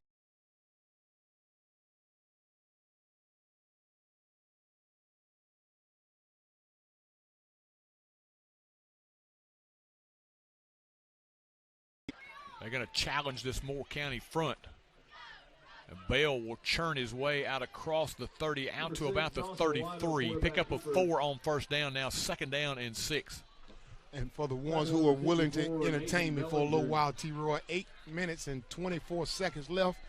If the Rockets can take this drive and take off about 6 minutes or so, then they can shift the motivation their way. Yes, Swift eludes one would-be tackler. He gets dumped as he gets to about the 39-yard line. He'll be very close to his first down, depending on the spot. I think they're going to rule him just short. Number 25, Landon Smith. And T-Roy, I said motivation, but I meant momentum, so I think everybody understood. But here's a simple case of giving Hill a quarterback sneak as well, T-Roy. No, well, I just, like you say, you want to see this group respond. I mean, they're very much a business-like group. They don't get excited because they feel like, hey, whatever happens, we can always answer. You know, you just want to say, hey, let's get out here and be a little more urgent about our task at hand. And I give you that. It's the urgency that you're looking for. What you want to make sure you're doing, T-Roy, is you want to make sure that you continue to stay within the framework of who you are. You want to stay true to who you are. And it looks like thus far the Rockets may have gotten slightly away from who they are. And I love this tight set because it looks like I'm getting ready to see the Rockets. Ball at the 39, give. Grissom banging across the 40, staying on his feet, keeping those legs churning as he will be very close to the 44. Pick up of 5, and that young freshman who impressed us. We saw him in the Rockville scrimmage and thought, wow, what a bright future he has had. He just continues, I think, to earn the trust of this coaching staff more and more each week, and you're going to see him get more carries. He's proven that, T-Roy. He's playing in the first half. He's returning kicks, and he's playing in the first half. Has quite a few touches. So when Mr. Sweeney come and tell us at halftime stats, he's going to call his name. Wing left pitch. Grissom trying to break free, and there were just too many white jerseys that time. Immediately, Wes Clifton, the junior, along with Bryson Carter, the sophomore, 21-3. Grissom, no place to go, and another third down for the Rockets. 7 minutes left in the first half. First half, yes. I think Hill's only made one pass attempt. You're going to have to keep this defense honest, T-Roy. You got to give Hill a couple opportunities, T-Roy. And Noble, I guess what you want to see is the Rockets may have gotten away, as you said, and they're going to follow what you said, dump it out in the flat, and the pass incomplete. You got to have that one trying to get back in the game. Davis just couldn't find the handle as he would have had a first down. He would have had to work for the first down, but he got to get the ball first, T-Roy. And Hill did an excellent job of playing pitch and catch. He threw him a nice soft one out there that time. But I tell you what, Coach Eli Stevenson dialed up exactly what he was supposed to. He gave the ball to his freshman quarterback, gave the team an opportunity to try to put themselves in position where fourth down may be manageable and maybe have an opportunity to roll the dice a little bit, T-Roy. But in this situation, it's a no-brainer. Got to put the ball back in the hands of Moore County. Just over 6.5 minutes left here in the second quarter as they'll punt it away.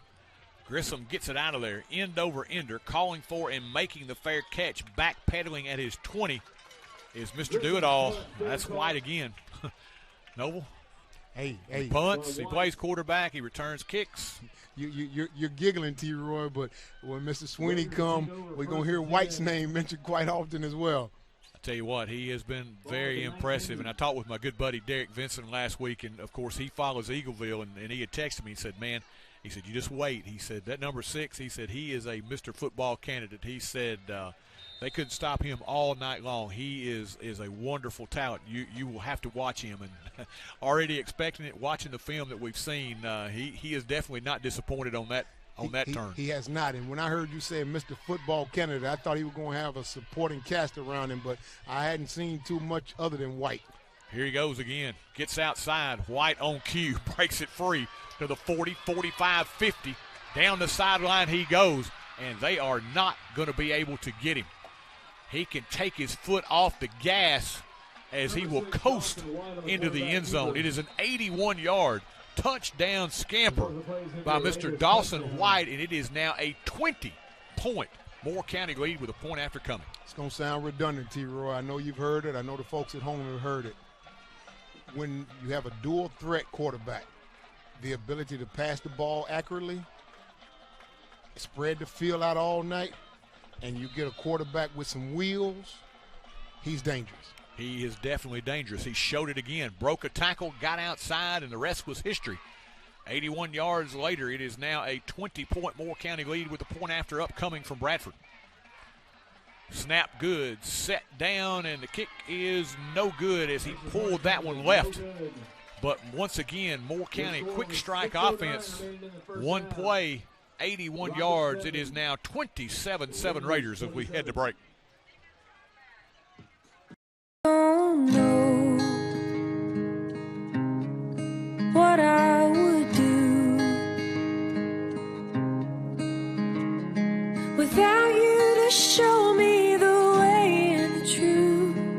I don't know what I would do if I didn't have you. If I didn't have you. Your local agents, Scott Bond and Troy Cashin. Are you moving to the area and need a place to store your possessions? Are you trying to declutter your existing space or needing a place to park your boat, RV, truck, trailer, or camper? There's a simple solution. It's Highway 99 Storage. Conveniently located off Highway 99 and James King Road, it's a lighted, secure, and fenced-in area to keep your valuables safe. New units available with climate control. Call 364-5678 to rent. That's Highway 99 Storage.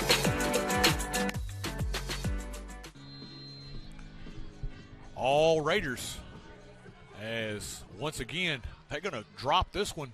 Kind of an onside kick. Forrest picks it up after a couple of mishandles. Davis now heading the other way quickly, and he is dragged down in Moore County territory at the 45. And Nova, when you got things going your way, they tried to shoot one beyond the up men and maybe pick one up. Yes, indeed. Trip Hammond. I think he saved a touchdown tackle. He got a piece of jersey, T-Roy, and he reached out and got all he could get. I think he kept 6 off the board for the Rockets. Official timeout. No, I just want to see. I mean, right now, you got to be mad. If you're the Rockets, you're getting beat 27-7, and I don't care how good Moore County is. You're supposed to be the better team on this field. You've got the expectations. You've gotten punched in the mouth last week against Loretta. How do you respond? So far, I don't see anybody getting mad. I want to see somebody with some enthusiasm, with some fire, trying to encourage people, getting them up right now. I don't see that. Well, I'll tell you what, T-Roy, there's a lot of blue jerseys out there, and this is where upperclassmen leadership shows up. So we'll find out exactly which one of those Rockets happen to be the one that can self-identify himself as the captain of this team. If he's the one who can get up under them and chew them out and have a little meeting with them without the coach being present. Davis, the injured Rocket, as he is down after, of course, getting a handful of jersey, got spun back around. So hopefully, I think maybe he might have twisted something as he went down, but they're going to bring him gingerly across on the other side, and just adds to the mass unit that is now the Rockets. They have had a ton of injuries to start this season. They have, T-Roy. They have. And these Rockets here, as we've talked about, a plethora of running backs, but a couple of them, the 2 starters there, they're having a rough time with lower extremities. Ricky Sweeney just passed me a couple of stats here, Nova, and you're going to have a hard time believing this. 11 rushes, 162 yards for Moore County, 6 of 11 through the air for 97. They are sitting at 259 yards of total offense right now with just under 6 minutes left here in the second quarter. Tell you what, T-Roy, 11 rushes, 162 yards. We can't imagine anybody having any more of those 162 other than White. Here comes Swift outside across the 45, hurdles a would-be tackler, gets over the 40 down to about the 38 before being hit down there. 25, Smith finishing it up for the Raiders. Yes, indeed. Sideline to sideline. Moore County did a fine job of covering this sideline, T-Roy, so that's some nice speed team defense that time. And look at them white jerseys on the front line there, T-Roy. They pretty solid up front. They have been pretty solid up front. You think about maybe the Rockets can wear on them, but if you're down 21, you're going to have to put the ball in the air in the fourth quarter. If you don't want to be in that spot where you're down this much heading into that fourth quarter, you want to be able to dictate tempo, and Right now, it's the Raiders that are dictating tempo on both sides of the football, as you said. And T-Roy, you don't want to show your hand like that. You certainly don't want to get to the fourth quarter and talking about it still in the first half, forced to put the ball in there. So you got to have a game plan long before fourth quarter to give yourself a chance to chip away at this. So I'm still in the boat of saying the Rockets need to play Rockets ball, slow the game down a little bit, and take some time off the clock. Back to the ground on third down, burrowing his way forward, and I think is going to be shy of the first down. Just picking up what he could get was Swift, and he's going to be about a yard shy of his first down. They'll mark him down at the 41. He's got to get to the 40. So fourth down here for the Rockets. As you see, clock moving, 4:22 left here in the second quarter. T-Roy, I may not get what I'm looking for, but you know me. I'm making it simple. Heel, tap him on the left buttocks. Look at the middle linebacker. Go to the right. Challenge that big offensive line. Get me that yard, and they do. T-Roy, I know. You'll get a chance to look at this later, but the linebacker was 6 or 7 yards off the line of scrimmage. You can't do anything but a quarterback sneak when the linebackers are 7 yards off the ball. Couple of yards up the middle and a first down by Ryan Hill, and the freshman gets the job done, keeps the drive alive as we are under 4 minutes left here, second quarter. Rockets on the move, trying to get back into this one as they go back to the ground again with Swift, and he is hit down and falls forward to about the 30. Good quick hitter once again for Swift. He picks up his yards, and Noble, he doesn't have to do a lot to pick up 4 or 5 yards. Bryson Carter that time, T-Roy, it was going to be a foot race if Bryson Carter didn't get a hold to his ankle that time. Now, I've seen 2 more county defenders taking a good angle, but that would have been a foot race that time. Hill rolling right, looks to throw down the field. He's got a man back there, G squared, and that is a wonderful pass breakup. He was beaten. He blindly put his hands up in the air, and he got a piece of the football, I believe it was Keller Morey. G squared was looking for green pastures and 6. He was tasting touchdown, but Morey got his hands on it. G-Square put that bread basket up there. He was waiting on the ball to fall out of the air, and he said, oh, I got me one. He said, Coach, you called my number, and I got you this time. And unfortunately for that, Morey seen G-Square put both arms up, and the ball was still in the air, so he knocked it down. 3rd and 6, back to the ground with Davis trying to get wide. Cuts it back up inside as they continue to push Durbin in there, trying to push his ball carrier forward, give Davis that extra little surge, and Noble, I think he got close, but he's still going to be shy of the first down, 4th, and we'll call it a couple. T-Roy, I know we need to talk about this 4th down situation, but here's what I want to talk about. Last week, G-Squared was in the route. Tonight, he was in the route. He's been open 2 weeks. He's going to be – we need to see that in the second half, but the coaching staff can talk to him at halftime, and they can say, G-Squared, here's what I need. Don't put your hands up too early. Let the ball come to you. Don't show the defender that the ball's in the air yet. G-Square to get him a touchdown. I want to see that in the second half, T-Roy. He's shown the ability to get open. Big play upcoming. Rockets will talk it over. 2 and change left here in the second quarter as we take a break. Know that with Apex Banking Online, you can access your accounts, pay bills, and send money to friends and family anytime. Our online banking feature gives you the advantage of secure banking right from anywhere. With our mobile app and online services, banking has never been more convenient. We're here to serve you wherever you go. Visit us in Chapel Hill or call 931-246-7105. Member FDIC, Equal Housing Lender. Joseph Fowler and his outstanding staff are dedicated to providing the most effective, clinically superior physical therapy humanly possible. They make it easy to get back in the game by accepting most insurances, including Medicare. They specialize in total joint replacement rehab and orthopedic conditioning. They'll help get your range of motion, flexibility, and your strength back. They even assist in dizziness and balance disorders.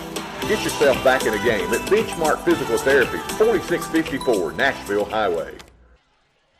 Rockets on 4th down, squirming his way toward that first down marker and finding a hole, just enough of a crease as Liam Bell to move the sticks as the Rockets trying to punch it in here before halftime. If you are Forrest right now, Noble, you would like to think, let's take all the time off the clock here in the first half and score heading into the locker room. T-Roy, now you slowed down enough to catch up with my thought process. I just want to see the Rockets be the Rockets. Slow the game down, dictate the pace of your own, slowly work your way back into this game.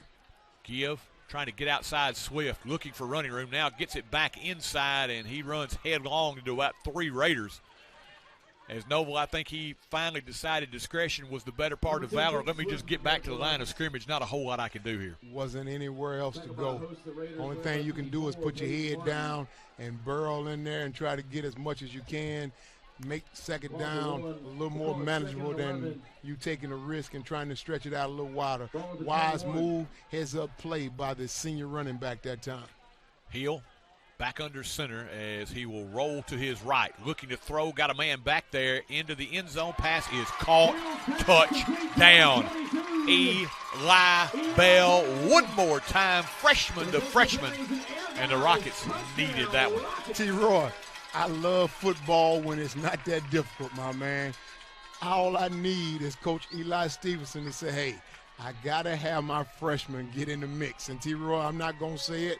I'm not impressed. I'm not surprised. Coach Eli Stevenson has shown me the ability to trust this young man, Hill.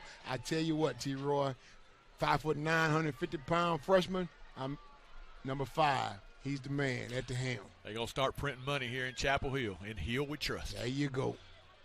G-Square on for the point after try. He will hammer this one through.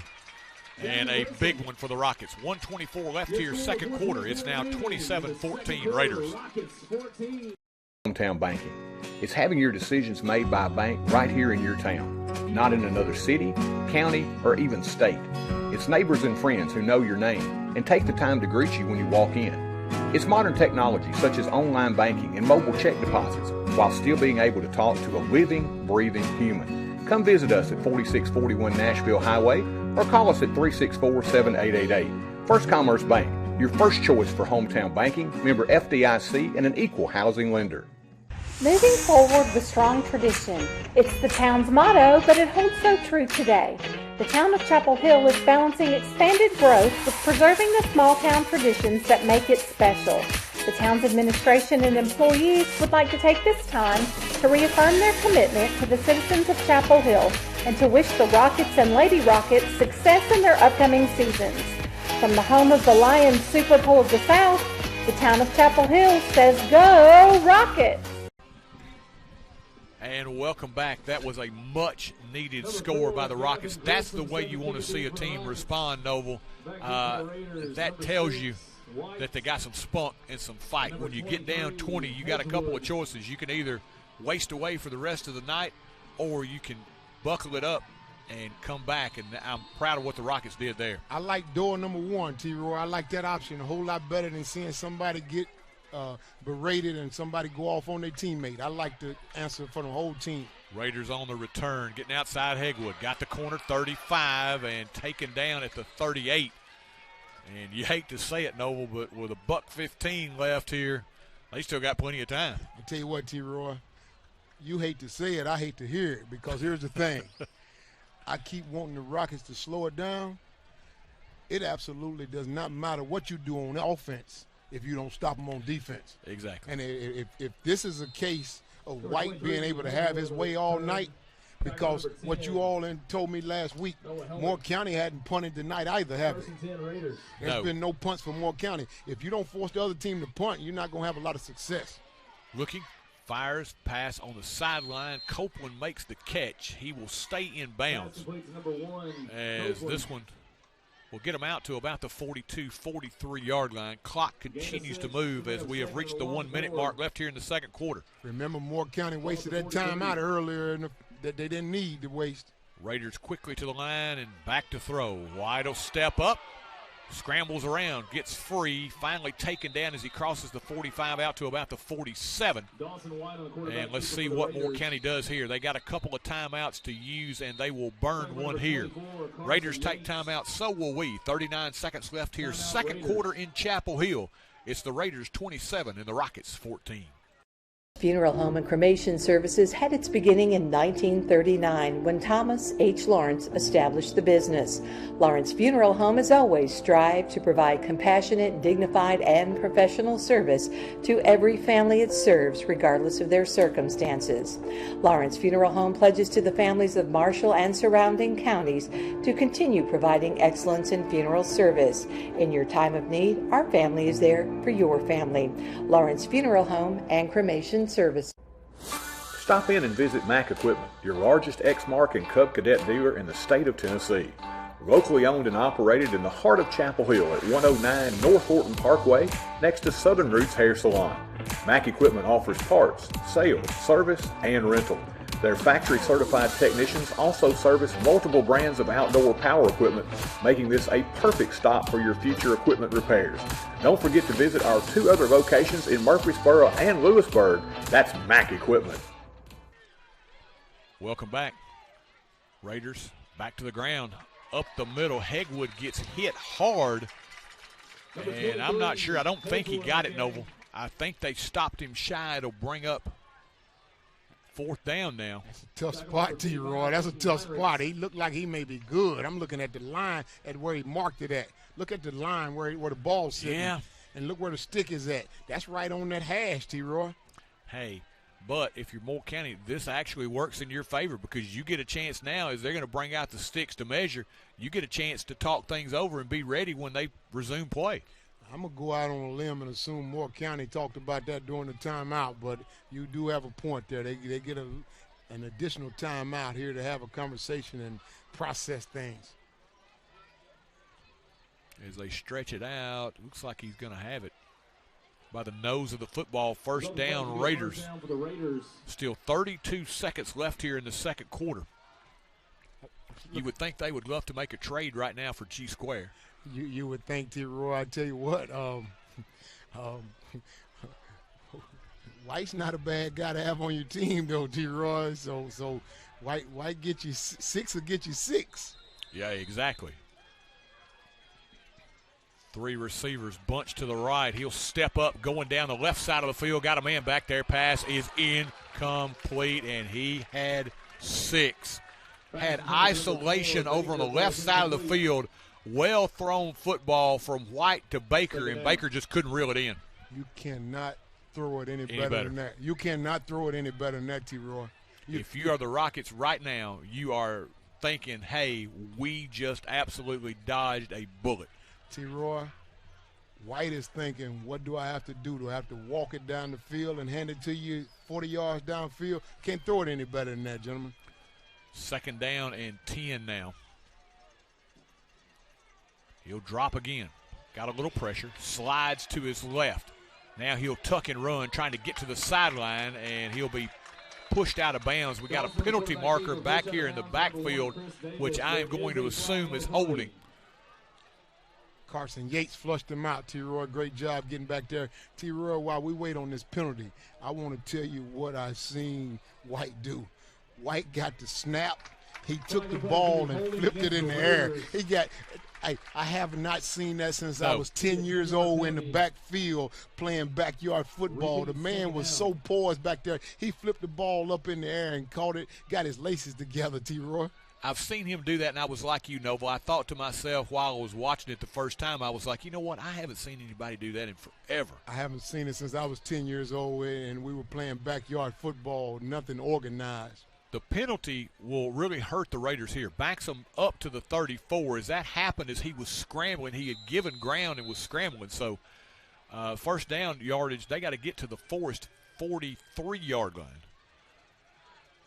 Here comes the pressure off the side. Swihart gets in. And as White tried to unload, and he loses his helmet, and they're looking at their field general right now. Swihart came pouring in off the left side. He lost his shoe, he lost his headgear, and he's going to lose a possession here, T-Roy. So, and I don't think I'm trying to figure out, why would you not call your last time out to bring him back into the game? I'm with you. I was thinking the same thing, Noble. I'm not a coach, not qualified to coach, but I don't want to play third down in this position with 7 seconds left without him on the field. Unless you just decided, hey, we're going to take a knee and head to the locker room with a 13-point lead. But if I'm Moore County, I'm greedy. I tell you what, bigger than greedy, he may not can play right now. He may not be able to play, T-Roy. We're going to have a penalty marker thrown, and we're going to get delay a game on the Raiders here as they were trying to gather themselves as to what they were going to do without White on the field. I don't know if you can see him, T-Roy. He's the one stretched out over there. That's the reason why he's not. He cannot go, so he's going to have to make his way to the locker room, T-Roy. Hey, Noble, we may have seen a couple of pivotal things happen. The touchdown they did not get, and now there may be injury to White, and see how it affects him in the second half. Swihart, number 7, 6 foot, 170-pound junior back there on him. Morey slings it out of the backfield. Pass caught, trying to get to the sideline. Cuts it back up, and this will end the first half of play. And for the Raiders, not what they wanted. They have dominated here in the first half offensively, but they lead by only 13 as the Raiders get a late touchdown. We'll go to halftime with momentum maybe a little bit on the home side. Amigos Mexican Grill is the place you'll find all your authentic favorites, from burritos to enchiladas to sizzling fajitas, all served fast and fresh. Dine in, order online, or call in your order at 364-2222. Also, Amigos has catering services available for your next big occasion as well.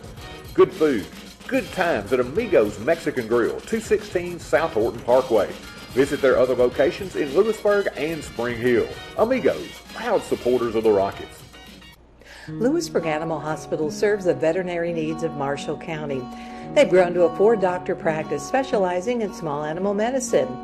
They offer advanced medicine, surgery, and nursing care in a personal and relaxed environment with the utmost compassion for their patients. For your pet's grooming and boarding needs, Maggie Rue Pet Retreat and Grooming Salon is located adjacent to the hospital. Call 931-359-5945 to schedule an appointment for your pet. And welcome back here at halftime. It's the Raiders of Moore County, the number 7 ranked Raiders of Moore County. In 1A, they lead the Rockets here on homecoming 2022 by a score of 27-14 here at halftime. And Noble offensively, Dawson White just a one-man wrecking crew. He is, T-Roy, and we'll find out exactly how much of a one-man wrecking crew he is when Mr. Ricky Sweeney come join us in about 2.5 minutes from now, and we'll be able to hear the stats that he has on him unofficially. But he's been quite impressive, and I think the last time you all had a conversation, there was 259 total yards, and I don't remember how much time was left in the game, but I do remember the 162 yards on the ground rushing with 11 touches. Noble, I'm going to think, and I want to go back to this and mark it because I do feel like it's going to be important before this game is over with. Moore County leading 27-14. A dropped touchdown pass by Baker. He was in the clear. It was 6 written all over it. He gets the drop. They don't score, and they see White go down a couple of plays later. They don't get any points here before halftime. They still lead by 13, but what is the physical condition of White after the hit? And do the Rockets go into the locker room and say, hey, for as badly as we have played here in the first half, we scored the last touchdown and we trail by only 13? Two things, T-Roy. You can put your weight on whichever one you want. One, if it's a case of White being doubtful or questionable when he come back, that changes the whole complexity of this game because we don't know what Moore County looks like without White. So you're talking about a dual threat quarterback, all this trips to the left, trips to the right, all that changes up because they're going to bring in different personnel. The other part of that is if White does come back, the Rockets they're going to need to come up with a different scheme on offense because we're going to need some help in the secondary because secondary still on 2 or 3 different occasions, even the one you talked about with Baker late in the half. We got to do something about them getting behind the DBs, T-Roy. Yeah, that's happened the last couple of weeks that we don't want to see happen. And like you say, they dodged a huge bullet as they missed out on that touchdown. Speaking of dodging a huge bullet, not only did they beat the cornerback, but the free safety that's supposed to come over and help, he was a little late to get over there as well. So that ball dropped right off in there in between two blue jerseys. Now, the only question that was up for grabs if they would have brought him down before he got to the end zone, but what is not a question, that's an absolute fact, is that he beat that coverage. Yeah, and here's the other thing, Noble, and I hate to even use this term because I think it's an old Butch Jones term, is eye discipline. You got to watch when you're back in the secondary. You don't get caught looking at a guy like White thinking he's about to tuck, I need to come up and support in the run. And you look at one, you take one peek in, and then the guy's behind you. T-Roy, I'm going to add another word. That's trust. That is trust. And what I mean by trust is this. Not only discipline, but if my job is to cover the third, if I got to cover third as a cornerback, I got to trust that the linemen are going to do their job. The linebackers will do their job. I have no business with my first step being to come up forward. That's not what you do in the secondary. Your first 2 or 3 steps is not coming up towards the line of scrimmage, T-Roy. So that's not something that you do. Yeah, and we're going to hear a lot of things here at halftime as far as the statistical things go. Ricky, tell us what we got here in the first half. Rockets rushed it 26 times for 162 yards and 1 touchdown. Rocket passing tonight, 1 for 4 with 1 interception, but it was a good one. It was a 21-yard touchdown pass. So total offense for your Forrest Rockets in the first half, 183 total yards. Moore County, very efficient. 13 rushes for 166 yards, 8 for 15 passing, no interceptions for 113 yards, 279 yards of total offense tonight for Moore County. They did it a lot on some pretty big plays throughout the game. Individually for the Rockets, Ryan Hill, 1 carry for 2 yards. Tayton Swift, 11 carries, 50 yards. Chris Davis, 3 carries for 7. Liam Bale, 7 carries for 21. Cohen Grissom, 2 carries for 4. And Eli Bale, the offensive star in the first half for the Rockets, he had 2 carries for 78 yards. One of those a 77-yard touchdown run. He also had a touchdown reception tonight from quarterback Hill for 21 yards. So Eli Bell getting it done for the Rockets on the offensive side here tonight in the first half. Moore County now, pretty good stats for Moore County in the first half. Dawson White, I think he went out with an injury and was replaced on the last pass, but he leaves the game with 7 carries and 97 yards, 3 touchdowns, a 3-yard touchdown, an 8-yard touchdown, and an 81-yard touchdown. So a big loss if he's not able to come back from Moore County. Again, Dawson White, 7 carries for 97 yards. Logan Hegwood, 5 carries for 61. He had 2 big runs, a 38-yarder and a 22-yarder. And Wes Clifton, 1 carry for 8 yards. And pass receiving tonight, again, I mentioned Eli Bell. The only reception for the Rockets, it was a 21-yard touchdown catch. Logan Hegwood caught 2 for Moore County for 22. Keller Morey, 1 for 13. It was a big one. It was a touchdown. Alex Copeland, he can catch the football. He's got 3 catches tonight for 60 yards. Will Baker, 1 for 8. And Isaiah Petty on the last play of the first half, 1 for 10. So Moore County throwing the ball really well tonight, making some big runs with the football, with the Rockets lacking on their tackling skills again. Yeah, it's a head scratcher here in the first half. You see some good things, but you see some things still that this group has got to clean up. And, you know, you talk about, and a lot of folks will say, well, we've got injuries or whatever. Well, every team has to deal with injuries. You've got to come out, you got to play with what you got, and you got to make the adjustments necessary. And you know, you got to find somebody to step up. It is next man up. And we talked about depth on this team. Right now, you could be called on at any time due to an injury. You got to be ready to go in. 8 for 15 there, Mr. Sweeney. I did take an opportunity to look at it, 53%. And I'll say this is what I was saying to T. Roy. He's 53% completion rate, but here's the thing. I've seen his wide receivers drop a couple of them yes indeed that 1 or 2 of them I seen that could have made at least for a first down or maybe some scores, but his numbers could have been more impressive than what they are. Yeah, they didn't help the man out there late in the first. They didn't help him out at all. Yeah, they did not help the man out at all. But I'm very happy that Baker went for the stick 'em and he got WD-40 instead late in the first half. I'm concerned over the turnovers as well. 2 fumbles and 1 interception. Now, the interception, Hill's arm got hit. Yeah. That's kind of understandable. We had 2 fumbles, not taking care of the ball, and that's producing some scores for the Moore County band performing Noble. Peyton Martin is who I was talking about, and something that will be key second half. Peyton Martin is the one who hit his arm. Peyton Martin has had some big plays on defense tonight. Someone's going to have to – maybe we have to double team him or something, but we got to keep him out of the backfield. Every time a Rocket runner looks up, he sees a 5 and a 4. A couple of things I'll point out is they had some festivities going on down below. A couple of classes coming back in for their reunions, a 25-year reunion, and the class of 97 and then the class of 72 with a 50-year high school reunion. I think I believe I was listening to Coach Burkett on the PA, said there were 16 members of that class here tonight.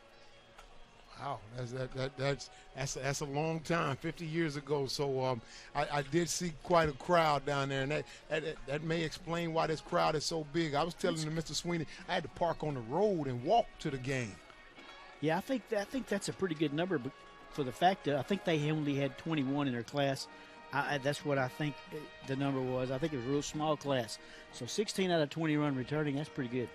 16 out of 21 still alive at that point. Yeah, it's probably pretty good. If you're even breathing, that's an accomplishment right there. Hold on, gentlemen. Now, 72, 50 years ago. Now, that wasn't that long ago. Y'all quit that now. I'm fixing to be 40, so keep talking. That's good. You keep telling me I'm young. Some little guy graduated in 73 will have his 50th next year. All right, wow. Then. Hey, I tell you what, we'll be here to catch it out. There you go. See, no transfusions tonight either. And see, I told you all. See, 72 not that long ago, but 73 not that long ago. No, sir. There you go. Ricky's still going strong. He is, and he's like a fine wine. He just gets better with age. He'll be out on the field next year, representing 50-year class reunion next year, Mr. Ricky Sweeney. Well, fellas, this crowd, if they are going to be truly happy when they leave here, the Rockets are going to have to go in at halftime, make some adjustments. And Noble, I think you really made a great point. Maintain your identity. They didn't have to get away from their identity late in that first half. They ran the football, mixed the pass in there late to score, and they're back within a couple of scores here as we get set for the second half. Yes, indeed. They had a heavy dose of run, and they got away from giving their freshman an opportunity and then giving Hill a couple touches. And once they gave Hill an opportunity, not only did they keep that defense honest, but they had some success with that. So you got to do that as well. But also, gentlemen, we have to find some answer. We got 2 issues, and it's the same conversation we had last week. We got to either find some way to support this run defense and do something with the quarterback, but we got to do something with this back end of the secondary, Mr. Sweeney. Yeah, the coverage is just not up to snuff tonight as so many guys are getting open, and they're like, we've got a lot. I've counted a lot of times that we had 7 guys defending. That was kind of late in the second quarter, but we still 7 guys back there, and then the guy missed his touch, and still almost got a touchdown pass. Think about it, T. Roy. You may take the field in 7 guys in the secondary. You're only rushing 4. You cannot allow the pass to beat you with 7 guys in the secondary. And I said it in the first quarter. I'll say it again. Coach's responsibility is to put you in position to win, to be successful. If Mr. Sweeney is telling me there's 7 DBs, coach is doing their job. You got to execute you got to execute once you get out there. A lot of things to talk about at halftime, and we'll talk about the Forrest Band as we'll drop down to the field and get a little sample here. The Band of Blue here at halftime, Homecoming 2022.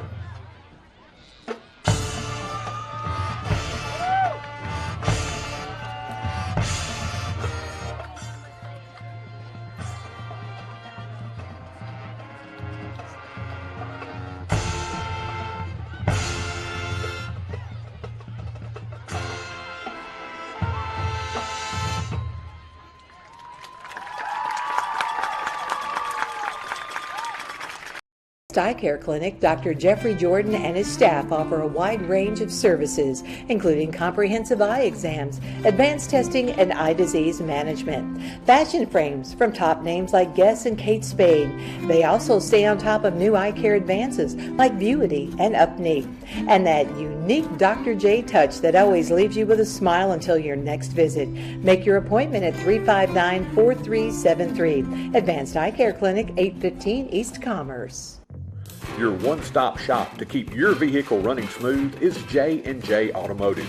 From routine maintenance like oil changes to brake repairs, tires and alignment, and exhaust work as well, J&J has got you covered.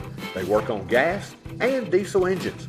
Call Vince or Matt Jackson at 931-364-5602 or stop by their location at 1791 Highway 99. Keep your vehicle in tip-top shape at J&J Automotive. And welcome back as we continue to see the Forrest Band of Blue performing here at halftime. Homecoming 2022 with the Rockets trailing the Moore County Raiders 27-14 here at the break. I do want to mention a couple of other things to you here tonight. First of all, I do want to remind you on Sunday, the Duck River Valley Conference Cornhole Tournament. That is to benefit Micah McClendon. It'll happen again this Sunday, September the 11th. The time is 2 o'clock in the afternoon. They will have an NFL live stream, live DJ, concessions, bring a chair. 1445 Old Highway 99 is your location. Donations are appreciated. Sponsorships are available. They still have a couple of slots as of this afternoon for teams. They would prefer that you call maybe tomorrow and try to set up your team to participate. You can contact David Delt, 931-993-1671 if you're interested. Of course, if you show up with a team Sunday, I'm sure they would appreciate you being there as well. But this all for the benefit of the Micah McClendon Trust Fund. Once again, 100% of the proceeds go to Micah's Trust Fund. Once again, Sunday, September the 11th at 2 o'clock in the afternoon. Also do want to remind you about another big event that has turned into a great tradition here at Forrest High School, the 6th annual Forrest Fish Fry. That is happening from 5 until 7 here at the field. You can, of course, get your meal in person and do a little tailgating beforehand, or you can come and they will be happy to have some takeout for you as well. $12 for your tickets. It's sponsored by Apex Bank. They've done a great job with that, and it's gotten bigger and better every year. Once again, 100% of the proceeds going to benefit Forrest High School, the 6th annual Forrest Fish Fry. Make your plans to attend and then stay for some good football. It's going to be good. Come on out, folks. I think they had pre-sold all their tickets, so I don't know if they're taking any to the door or not. Just come on down and try. It'd be worth a try. Give them a try. Again, that takes place September the 30th. That will be Friday, September the 30th in 3 weeks as we will gather back here for the Forrest Rockets back at home. Ricky, once again, work cut out for them here in the second half. Yeah, we do.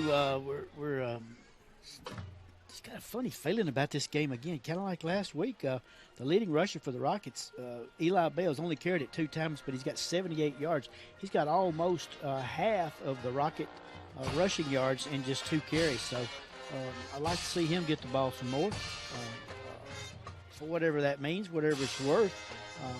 I love Eli Bell's taking off into this season as a young. He's a freshman, right? He is a freshman, so yes. So this is very encouraging. Eli Bell, a freshman, with 78 first half yards, and one of those a 77-yard touchdown run. That's something good that the Rockets can build on. They got to tackle football. Adjustments to be made. Let's see how the Rockets come out in the second half. Let's take a commercial break. Second half coming up here on TC Sports 1. You can't have it all. At Brooks Grocery, they've got farm fresh fruits and vegetables, a deli with a selection of freshly prepared favorites, Brooks specialties like Ava's pimento cheese and Adam's chicken salad, freshly made pies, cakes, and desserts. And who could possibly forget the best meat department you'll find anywhere? Great selection, online ordering, and friendly customer service.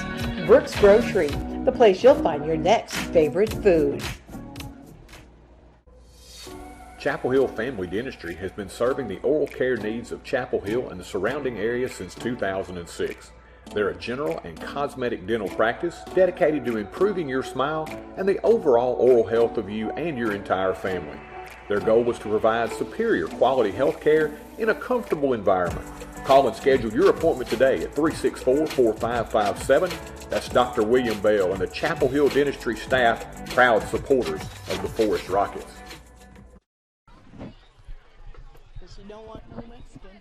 Little extra time as the bands performed here at the break, and teams made their way back out on the field. They're going to give them a couple of extra minutes to get prepared here before we start our second half. Nova, once again, you want to see, I think, coming out of the locker room for the Rockets, you want to establish some momentum here.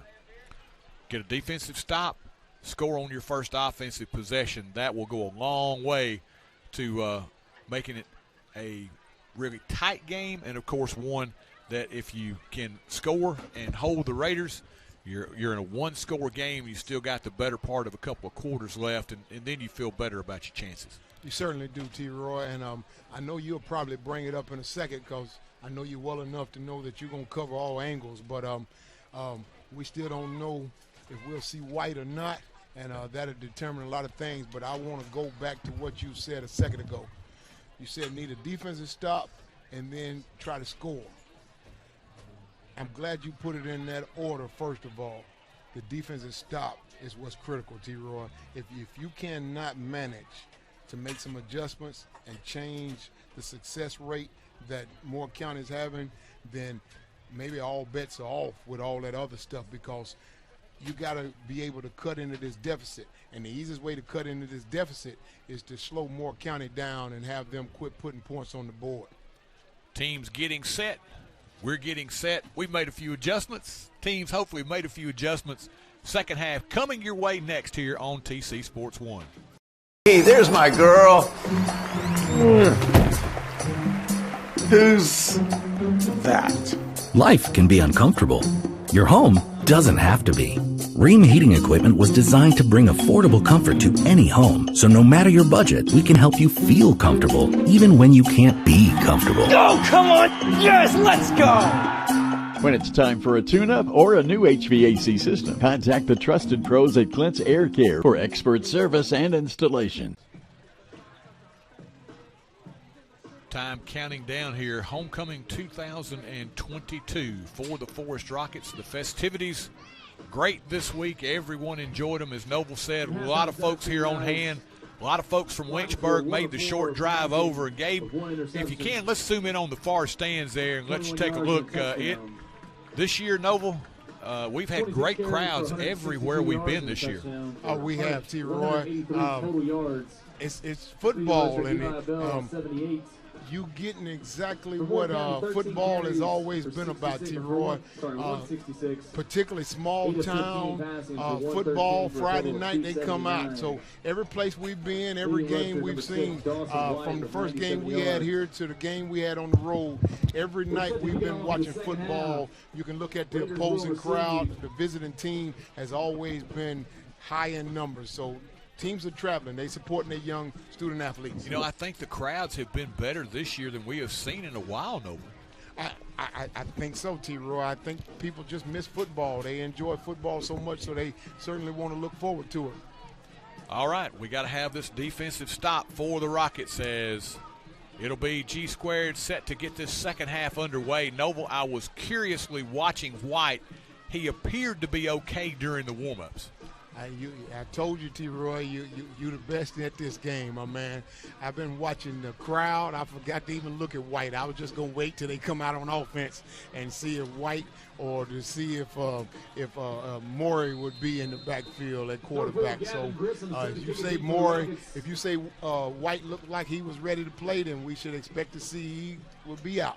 Kickoff in the air. G-Square hammers this one, taken at the 5. Center of the field, 10, 15, 20. Getting a crease, 25, 30. Right up the middle of the field. One man to beat. Down the sideline to the 40, 35, 30, and I don't think they're going to get him. Hegwood takes it the distance, 95 yards, the opening kickoff of the second half. Logan Hegwood, the junior, makes a house call here in Chapel Hill. T-Roy, when you draw it up as a coaching staff for the return team, you're looking for everybody to provide a key block. You want to see white jerseys on blue jerseys, and then you're going to ask your star athletes, I need you to have your head up. I need you to find an opening. He found one crease, T-Roy, just one crease, and after that it was speed, and no one had the angle or the speed to be able to go get him, T-Roy. Parting of the Red Sea, you saw it develop. The hole opened up center of the field, and Hegwood is quick. He took full advantage. Moore County will go for two here, leading 33-14. White getting some pressure, dumps it out in the flat, pass caught, and will it get in? No good. Good job at the goal line by Swift. And let's see who else he got some help from. I want to make sure it's Eli Bell, as the pass swung out of the flat to Isaiah Petty.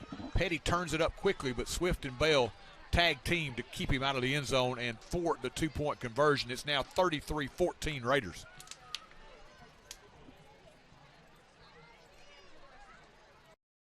This broadcast on TC Sports 1 brought to you by Advanced Eye Care Clinic, home of the real Dr. J, Dr. Jeffrey Jordan.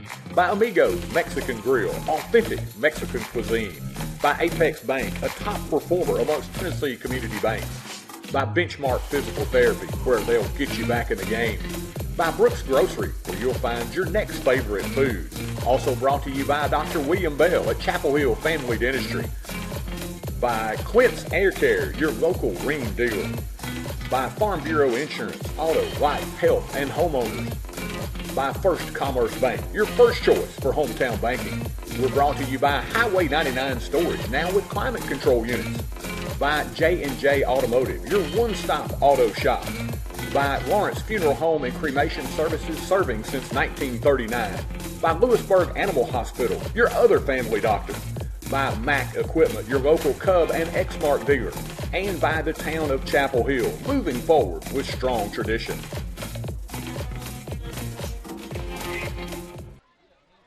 Not the start you wanted for the Rockets, as the Raiders return the second half kickoff 95 yards for a score. They now lead it 33-14. You just innately just a real positive person. I like that about you. You said not exactly the start you wanted. Couldn't be a worse start than that, T-Roy. You're right. It couldn't be a worse start. Well, it could have been 99, maybe. Couldn't be a worse start than that. So I appreciate you. I appreciate you staying positive, but it could not be a worse start than that, T-Roy. You got to come out halftime, everything you talked about, and try to find a way to get yourself back in this game. And Moore County come out and they just take their eye out of you, T-Roy. Bradford's kick. Retreating and taking it is Bell at the 20. Slips but gets back up, or never went down, at the 25 to the 30, out across the 35, maybe the 36, 37-yard line. Good starting field position for the Rockets. And right now, Noble, I think you just got to say, as an offensive staff, look, barely any time gone by here in the second half. Yeah, we're down 6 more than we were, but we got to go back to work. We got to grind. And I like the way that they mixed in the pass on that last drive with Hill. You can't take every bit of time off the clock, but it's nice to see them get back to doing what they want to do here. It boils down to playing offense and playing good defense, T-Roy. Running room that time across the 40 out to about the 41 on the quick hitter is Swift. Anyone who understands sports will tell you we got a whole second half, T-Roy. They got plenty of time. Plenty of time. It is a long, as Noble said, it is not a quick stretch of time. You can drag this thing out with timeouts, changes of possession. You got plenty of time. And some turnovers. Rolls. Got some pressure. Eludes the pressure. Steps up in the pocket. Now he'll run. Across the 40 out to about the 42-43, where Copeland will wrap him up, as he got some help from Martin as well. But a nice decision by Hill, as he eluded the pressure, didn't have anything, and didn't take a chance on trying to force it downfield. He did not, T-Roy. And He'll, as he get a little older, T-Roy, again, wise decision. Maybe in the future he'll be able to do something with that running back that he had out there, because he had two options. The running back could have went out into a passing route. He could have utilized his legs and dumped it over the DB's head, or he could have used his running back as a block, T-Roy, and went a little wider. One thing I want to say as this play gets underway, he will roll, looking as he retreats, fires it in the flat, and it is caught. Swift came down with that. It looked like he just snatched that one out of the air. It had peril written all over it. We got a flag as well. Calling holding, T-Roy. Called holding that time off in there when Swift cut back. Go ahead, T-Roy. I want to go back to what I was going to say. The one thing you were talking about, if you pass the football as Moore County does and are very proficient at it, you have guys like Copeland who find the little soft spots. The more you're used to doing that, as you talked about, our receivers maybe not quite as familiar with how to do that. That's the subtle difference. Thank you, T-Roy. Now we're talking football. You're talking X's and O's and the basics, fundamentals. If you have a quarterback back there and he's elusive, he's able to break tackles, you got to keep the play alive for him. You go find the open spot and he'll find you. Face mask on the Raiders gives the Rockets a first down, and here comes Bell. Got a little running room, and he'll pick up another first down as Bell churns forward off the right side. And Noble, you think about the touchdown on the kickoff return here. You got to come back if you're the Rockets and say, look, we're going to be here for the rest of the half. You better score every time you got it, because we sure are. I like it, T-Roy. That's the mindset. That's the mentality I'm looking for. Again, plenty of time. Just play Rocket football. Got to play some defense. He got an early jump that time. Going to be 5 yards back. 5 yards back after the first down. It'll make it now 1st and 15. T-Roy, let me go back to the previous play. Liam Bell, I've been watching him tonight. He's had 3 opportunities tonight where I love seeing him when he's gotten up from being tackled. He was eager. He was thinking, I was one person away from breaking this. If I could have broke this tackle. And that's the kind of energy that I'm looking for, is a young man looking to take it to the house. Well, that's the kind of spark I was talking about that you want to see. These guys are still very much into this contest and very much focused. You just want them. Like I say, I just wanted to see a little more urgency in that first half.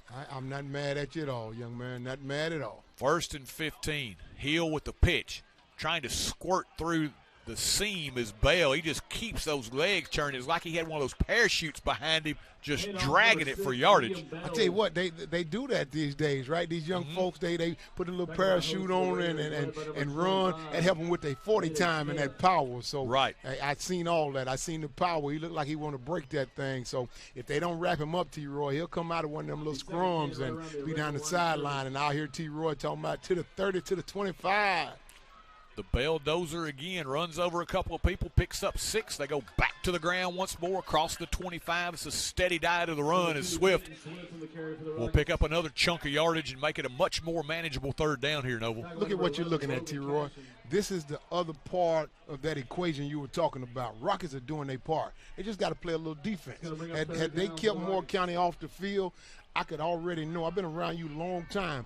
I know your conversation right now, your play-by-play would be much different if it was still a 13-point game with the Rockets going in to score right here. Exactly. The complexion of this game looks a whole lot different as Hill gets some pressure from the backside, dumps it in the flat. Pass is caught. And that'll be right at the sticks. I think we'll pick up the first down. That's Bell, Eli Bell. He looked like he's going to be a little short, T-Roy. I was looking at where he fell down at. It looked like he's going to be a little short. According to the markers over there, he will be a little short. But I tell you what, feel real good about it. Let's get up real tight. Now watch this. Let's see Moore County defense. Remember, first half, Moore County, the middle linebacker was 7 yards off the ball. Look at them. They're a little tighter this time, T-Roy. I'm running sneak anyway. 4th and 1. They're going to run that sneak, and, he did not. I don't think he got it, Noble. No, he did not, T-Roy. That was a great penetration and a really nice anticipation of the snap count by Morey. He hit Hill, who had no chance. Man, you covered it all, T-Roy. Not only did they get a quick jump, they anticipated the snap count, and they were correct, T-Roy. They were correct. Had they been wrong on the snap count, now here's something. We can come back later on. We can use that against them. Next time we get in that position, we change up the snap count. Now you got to have a stop here defensively. 33-14 score.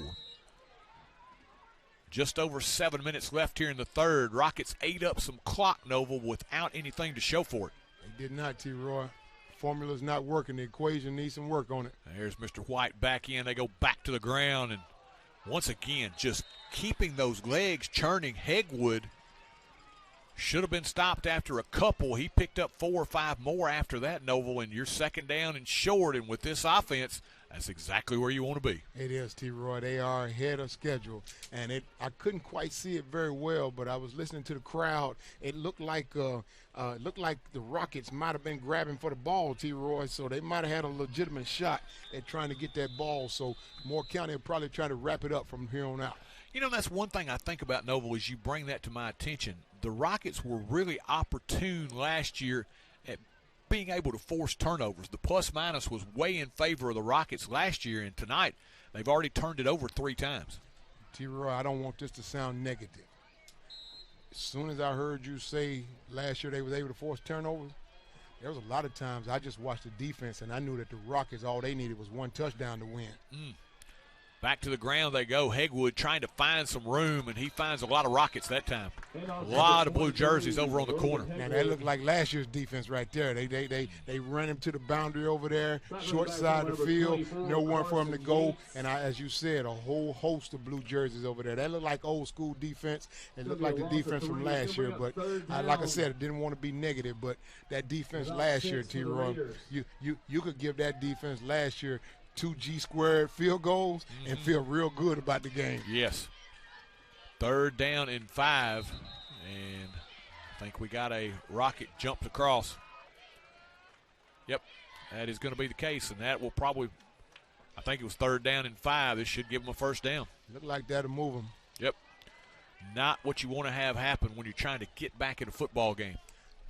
Was an opportunity there, sir. I agree with you, T-Roy. Certainly an opportunity to get the ball back, and it does 2 things. It does the obvious, which is it keeps the ball in Moore County hand. But the second thing it does, Moore County has possession of the ball, and the clock continues to run. Yeah, exactly. We're under 6 minutes left here in the third, and it is still a 33-14 Moore County lead. Quarterback keeper, and there's that man again, quickly through the line of scrimmage, and whatever happened in the first half, it didn't affect him an awful lot as he got through the hole quickly. That was White. Yes, indeed, T-Roy. Credit to the training staff, or maybe it was just that moment, and he needed that little extra time to go in there. And think about it, T-Roy.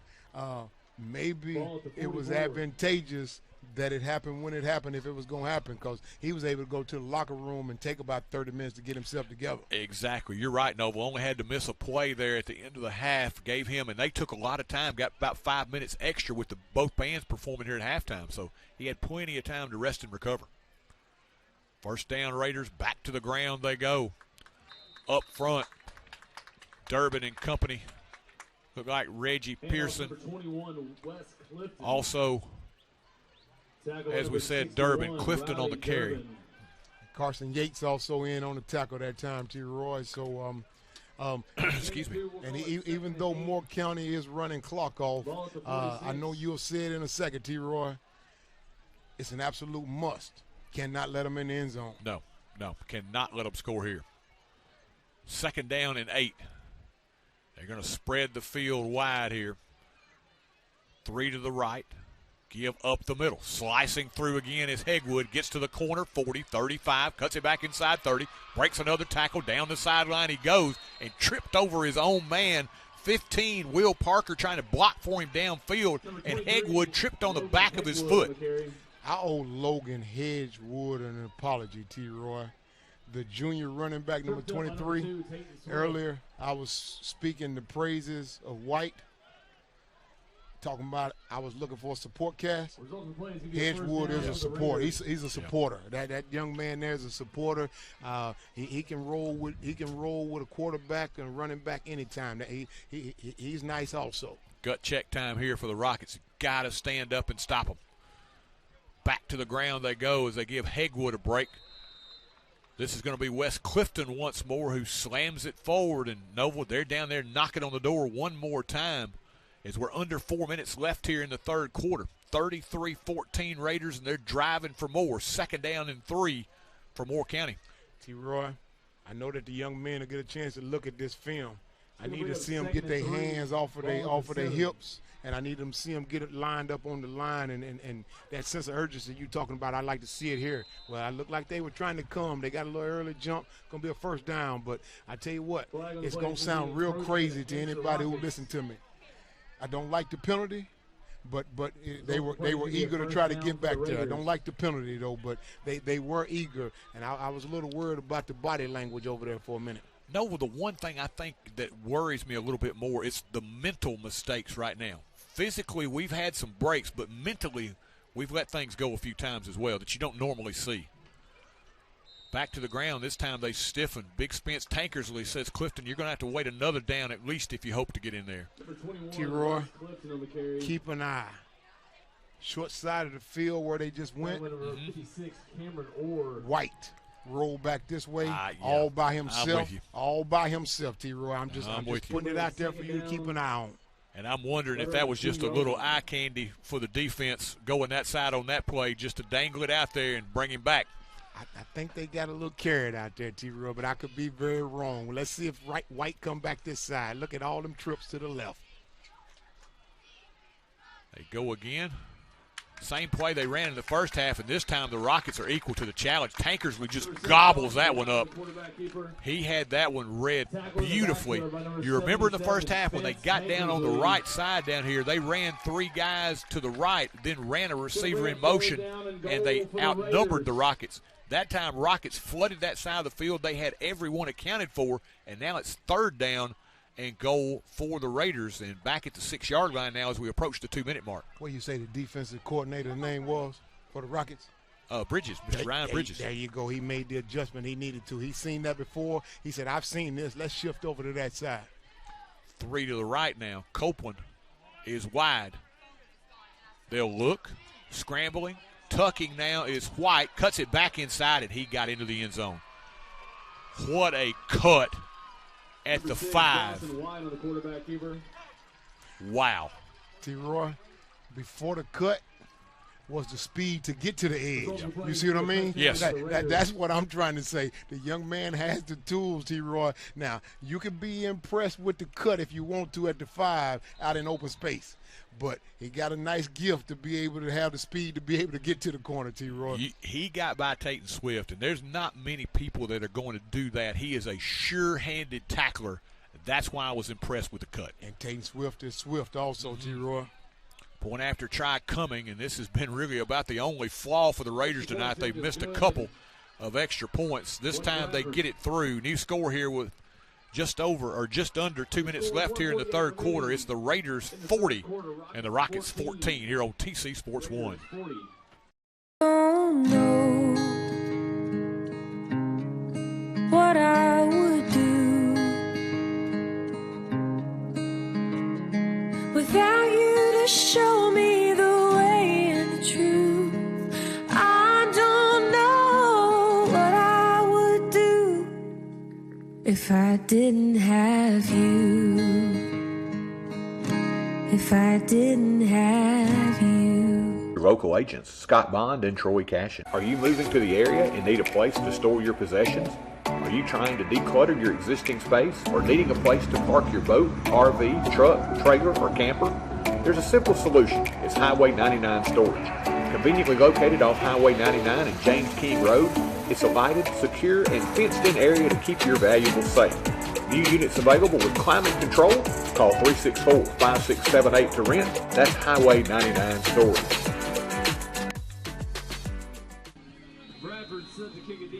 Wow. That's about all you can say as we return. White has been spectacular here tonight. Kick to the 20. Davis with it, center of the field, 30. Stays on his feet, 35, out to about the 37, maybe the 38. As the Rockets will begin this drive in Noble. Unless they get something together really quickly, they're going to go from number 2 to 2-2. They will, T-Roy, and Rockets will take over first and 10 we have a couple more Rockets who look like they may not even be 50% now, T-Roy. So it may be an opportunity for the coaching staff to talk to a couple of these young men and talk to them about maybe taking care of themselves. Hill is going to tuck, quarterback keeper, and he gets wrapped up immediately. Once again, the pressure is there. 57, Blake Bradford. That's that team speed, T-Roy. A couple blue jerseys out there. Wasn't able to get a blue jersey on a white jersey, T-Roy. So team speed on defense for the Moore County. I'm going to be honest with you, Noble. Fayetteville has been a monster the last few years. And I have not seen the Tigers play this year. I'm going to be honest with you. After watching Moore County, after watching White, Tigers may have their hands full. White. You were talking about White last week, and you talking about Mr. Football, and I just thinking about supported cast. But that young man is special. Bell with the carry, and that's been a bright spot tonight. These freshmen just continue to impress, and they're playing hard, running hard here. As Bell will pick up across the 45 out to about the 46. Be a couple of yards shy of his first down. Rockets have to hustle. I tell you what, T-Roy, Bell, he's shown a great deal of toughness, T-Roy. He has. He's been down a couple times, and he's still in the game. So that's a tough fella for a freshman, T-Roy. Listed at 150, and he has proven durable as they go back up the middle. Liam Bell gets the first down and more as he crosses the midfield stripe, gets into Raider territory, taken down at about the 47.5 yard line. And the Rockets will try to get back to the line of scrimmage and pick up one more play here in the third quarter. 15 seconds and counting. I seen Gravy Allen. He was smothering a little bit of that gravy on the player there, right on the emblem there, right there, the logo at the midfield there, T-Roy. He spread some of that gravy on top of one of the Moore County players. They're not going to get the playoff before the quarter expires. Moore County takes the opening kick of the third quarter to the house, 95 yards. That sets the tempo for this third quarter. Raiders, as we head to the fourth, lead it 40-14. Know that with Apex Banking Online, you can access your accounts, pay bills, and send money to friends and family anytime. Our online banking feature gives you the advantage of secure banking right from anywhere. With our mobile app and online services, banking has never been more convenient.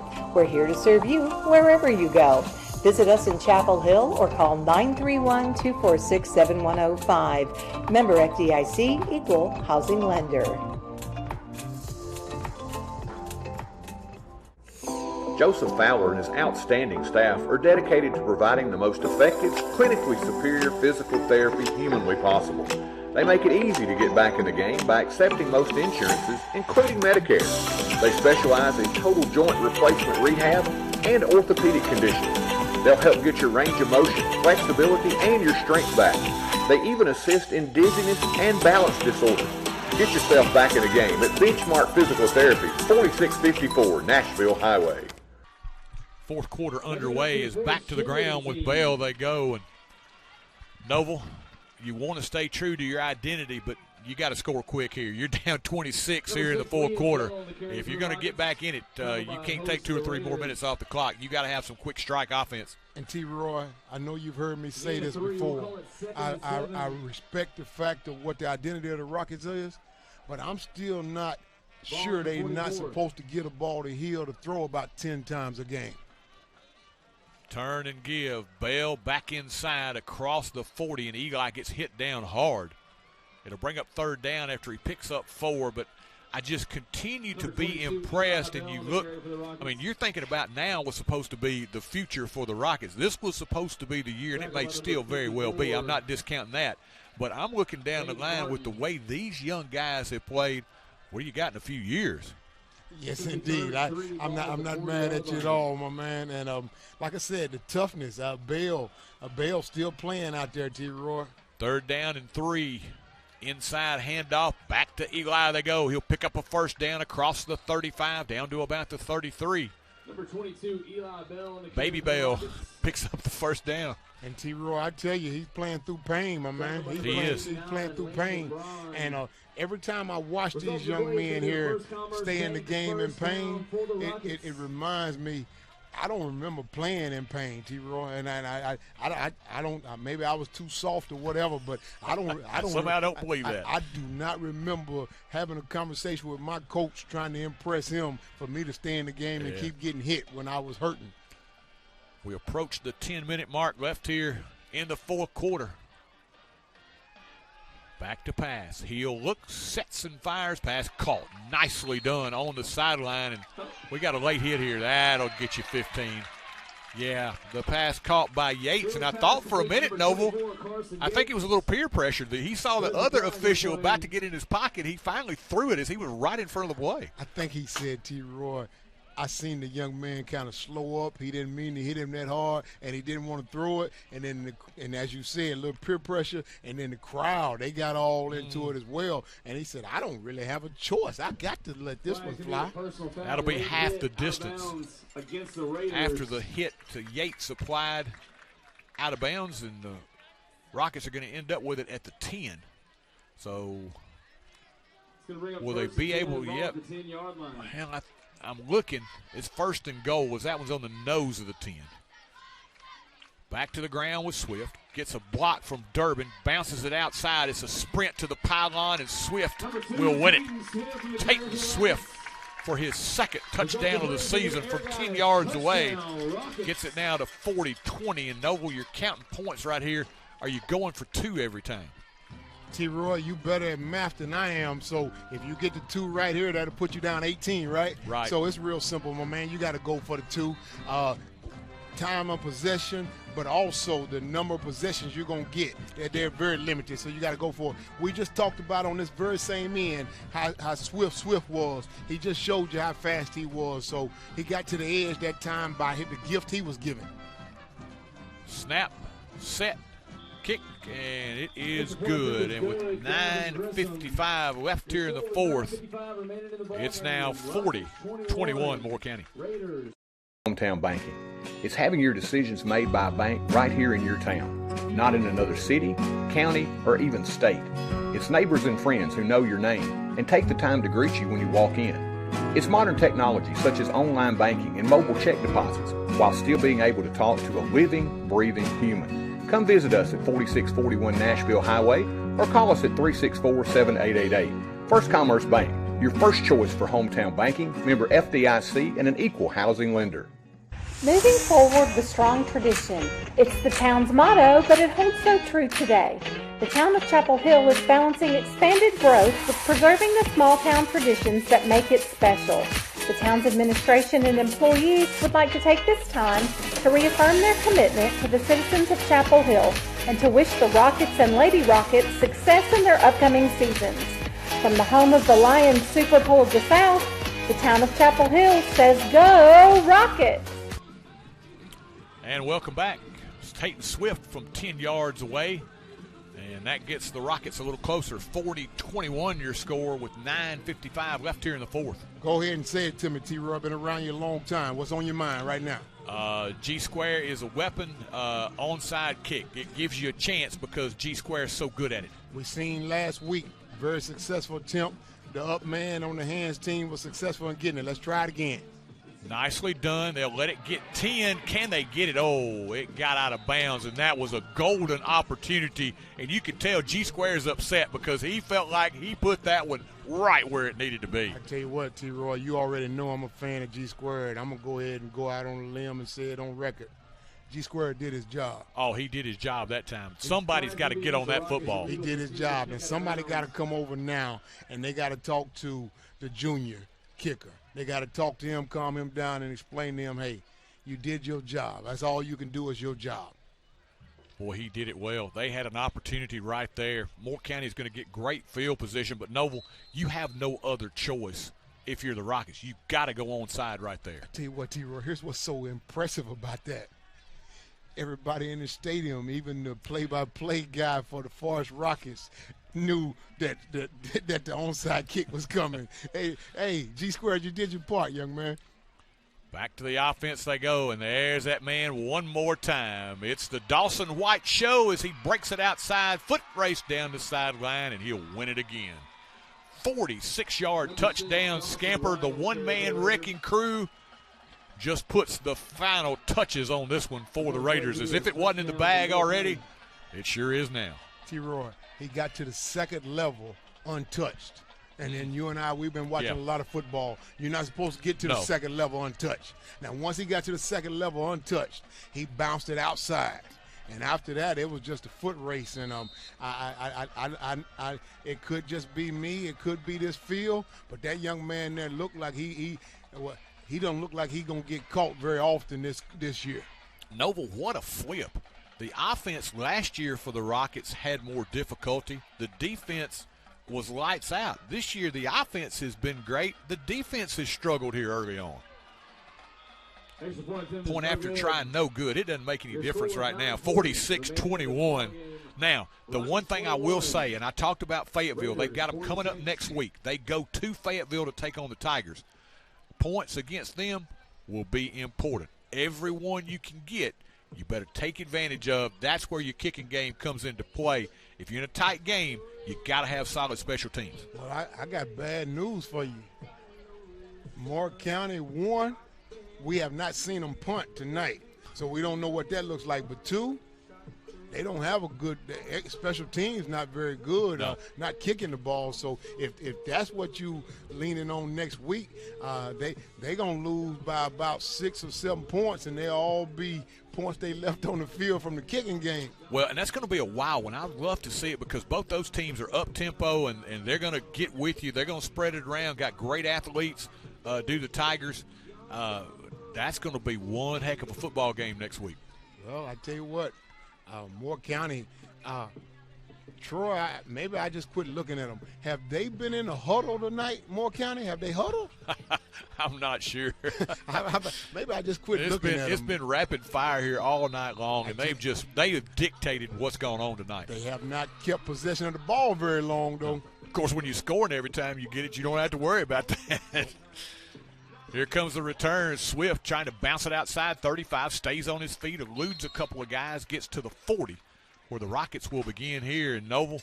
You got to get it together in a hurry if you are the Rockets. You go on the road to Summertown, and you look at it on paper again, and if you're a Rocket fan, you don't want to do that because you looked at it a couple of weeks ago against Loretta, and you got caught napping a little bit. Now, Loretta, take your hats off, played wonderfully well. But Summertown is going to be a decided underdog. They scored 3 points last night in winning against Collinwood.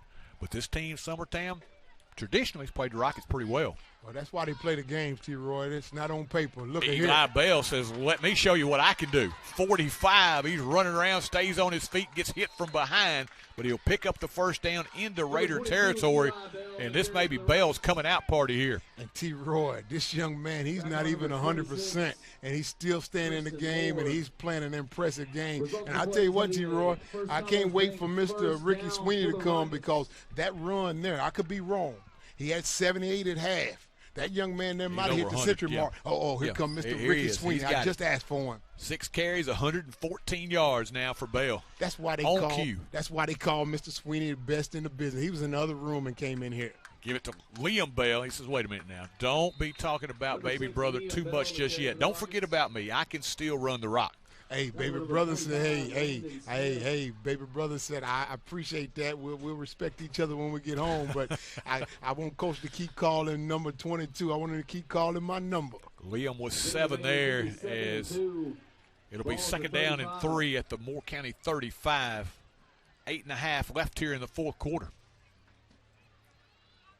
Hill under center, and once again, jumping early. We got an early start there. A little anxious that time. That's the things I think that the coaching staff probably is going to be more disappointed about. They've had a couple of offsides. They've had some illegal procedure where they've jumped around, just, giving away yards at a point when you don't want to. Those mental mistakes, I think, are the ones that they're going to harp on, and they got to shore up the tackling. That's the big thing. They do, T-Roy. I got to do this, T-Roy. My man, Niles Taylor, number 23, 5'9", 140-pound junior, entered the game. Give on the inside reverse. Groenville with it across the 30 down to about the 29-yard line. Landon Groenville, the junior, 5'10", 150-pounder with the carry. Now, number 3 checking in, and Noble, we've talked about freshmen. Antonio Marable is checking in, and we haven't seen him the first few weeks much. He's been on the sideline, right? Yes, I've seen him on the sideline a couple times. He is very well regarded. Now, I'm going to tell a story after this, and I'm going to tell you what impressed me. as they're going to get Hill as Eli Bell will get back in. Give, Marable, center of the field, gets plowed backwards as he got to about the 26-27. He had a great middle school season last year.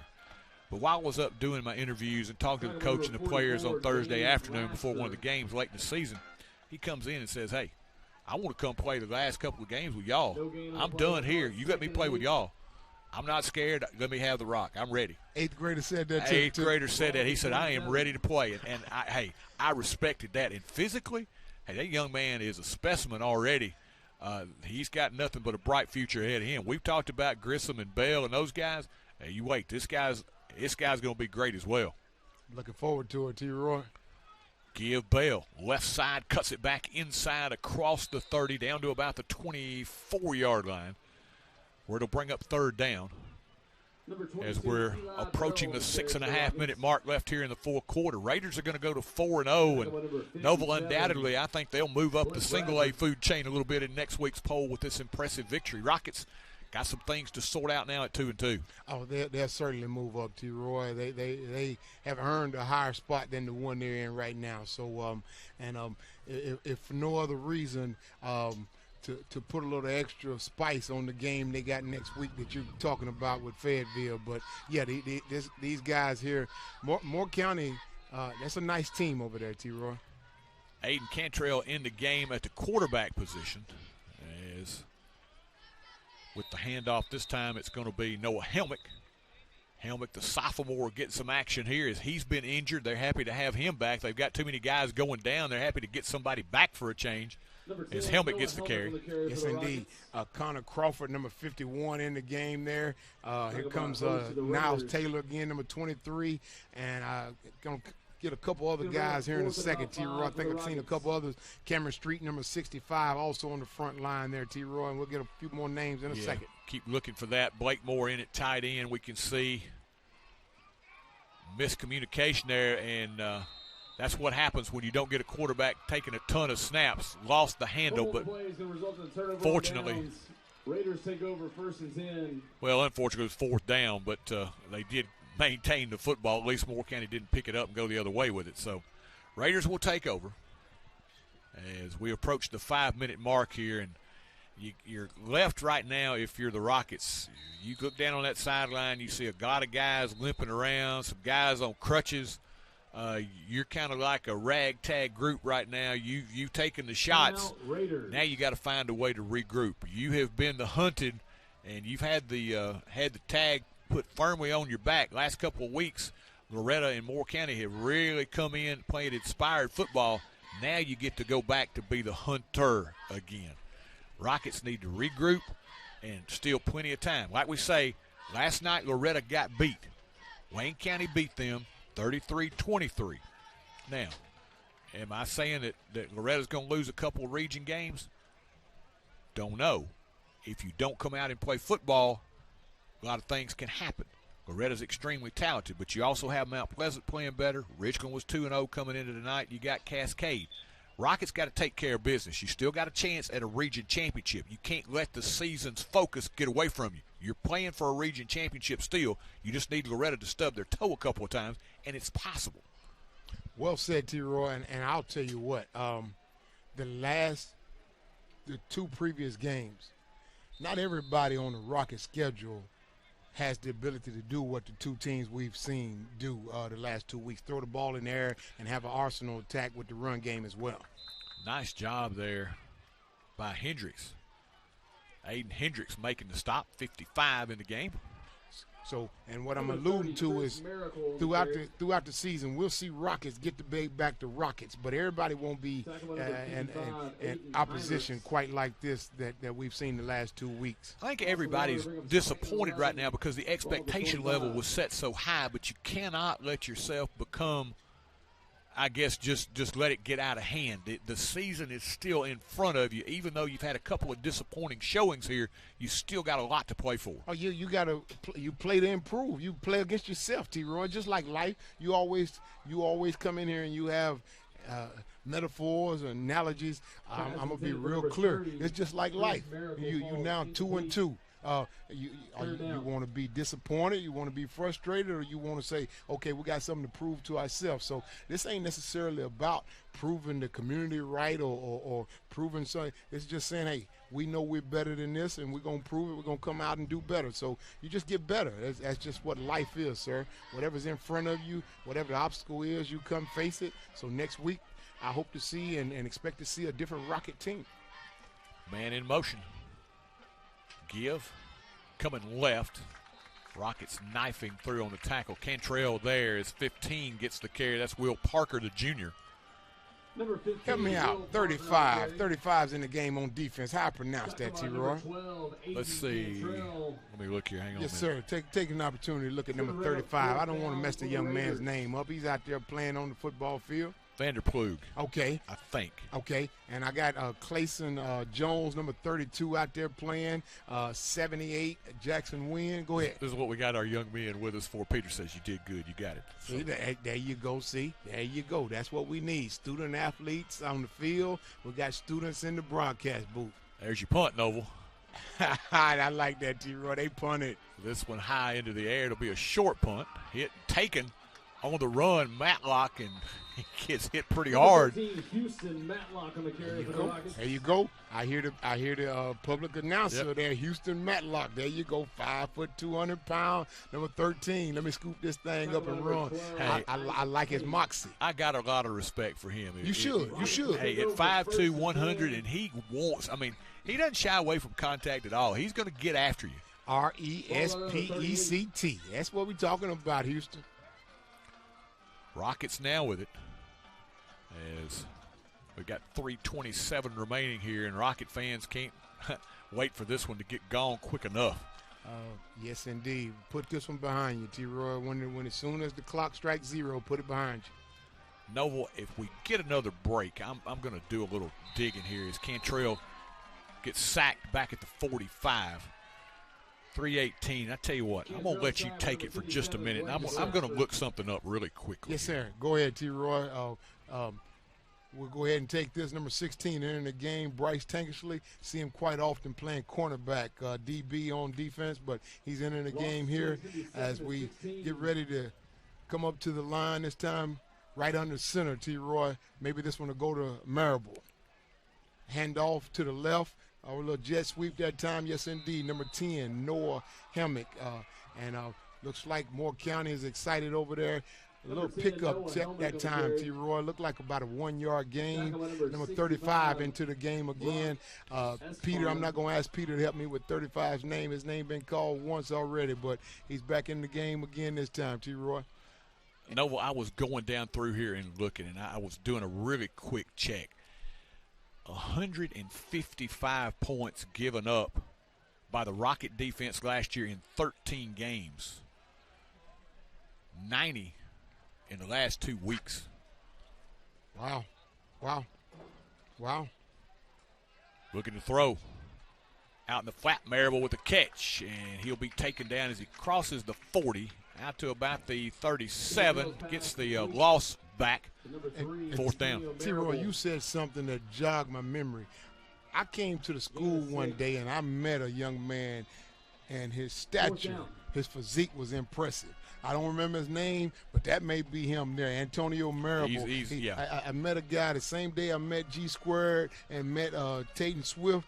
I met a fella also sitting in the front row who impressed me, and I don't think I would have known him to be a freshman. No, that was the thing that really impressed me. I'm looking at him going, freshman, really? I mean, I'm not going to pass along as Cantrell puts this one up in the air. Pass is knocked around as I believe that was Matlock back there. He was trying to jockey with a couple of defensive backs. So who was that back there? Number 10, I believe, if I'm not mistaken. That's Helmick. No, okay. I apologize. I thought that was Tankersley. Yes, it was. Number 16 again. Yes, indeed. Tankersley. Yes, indeed. And I thought,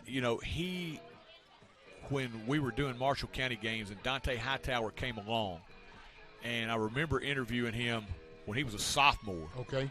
And it was after practice, and he had popped his shirt off, and I'm like looking at him like, Yes. God, I said, how much do you weigh, young man? He said 230, and he's like 6'4", 6'5". He's taller than I am. Yeah. And, I'm just thinking, what a specimen. Yes, Marable's not as tall, but you talk about a young man being already physically mature. Yes. He looked the part. Yes, and I think Dante finished, when we finished up with him, he was 260, I think, when his senior year. And could run like a deer. Yes, he could.